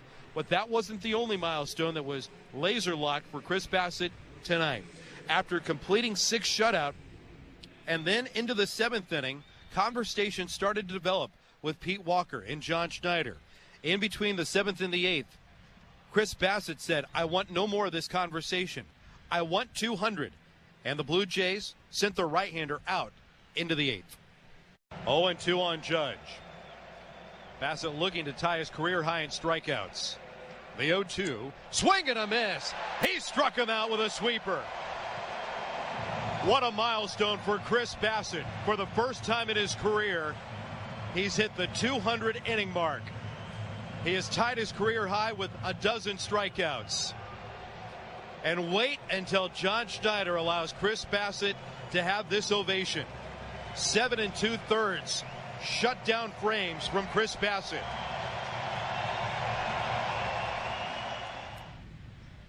The first 200-inning season for the Blue Jays since Marcus Stroman did it in back-to-back years, in 2016 and 2017.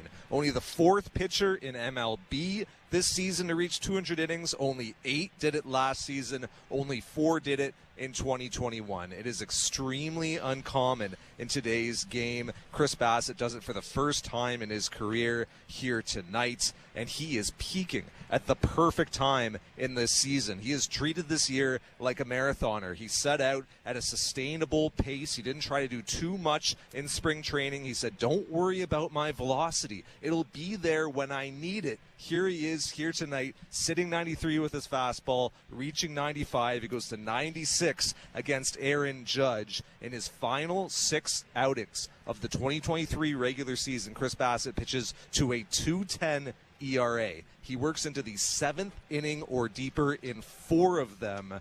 Tonight, the stat that I think says it all, 106 pitches, 82 for strikes. He was pounding the strike zone, and that's why he became the 2nd pitcher in franchise history with 9 starts of 6 or more scoreless in a season.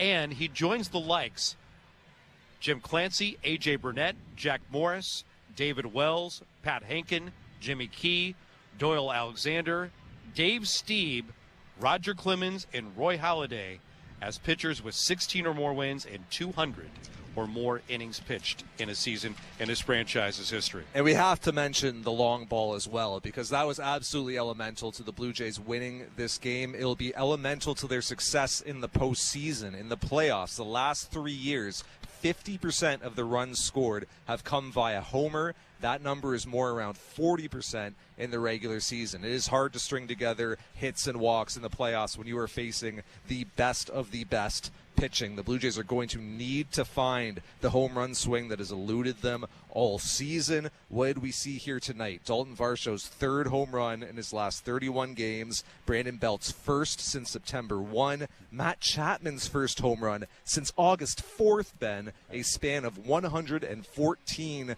plate appearances. If the Blue Jays can find a way to clear the fences with more regularity, they can do themselves a whole lot of favors, and they're starting pitching as well. That's Arden Zwelling. You'll probably see him on TV this weekend. I bet. I'm going to bet. A couple of things you need to do. 1, text Blue Jays Talk. 2, call Blue Jays Talk. 3, watch the Mariners and the Rangers tonight. The magic number can go down to 1 if the Blue Jays come to the ballpark already with a win in tow and a Mariners loss and a victory tomorrow night, there will be a champagne celebration in the Blue Jays clubhouse if they can knock off the Tampa Bay Rays. That's the scene. We will talk to you tomorrow night with the play-by-play story beginning at 7 o'clock Eastern, Game 1 of a 3-game series. And the final series of the regular season begins for the Blue Jays and the Tampa Bay Rays tomorrow night. For the guys behind the scenes, Tom Young, Connor Lamont at Baseball Control Show Ali, and for Arden Zwelling, I'm Ben Wagner. Stand by. Blue Jays Talk is coming up in just a moment. Toronto shuts out the New York Yankees, winning 6-0 tonight. This copyrighted broadcast is presented by the authority of Rogers Blue Jays Baseball Partnership and may not be reproduced or retransmitted in any form, and the accounts and descriptions of this game may not be disseminated without the express written consent of Rogers Blue Jays Baseball Partnership or the Sportsnet Radio Network. As we promised, Blue Jays Talk coming up with Jeff Blair, Kevin Barker, and a whole lot to digest in this one as we go and watch a little late-night baseball between the Rangers and the Mariners starting tonight in the Pacific Northwest. We will talk to you tomorrow evening. Enjoy the postgame show. From here on out, it's Blue Jays Talk.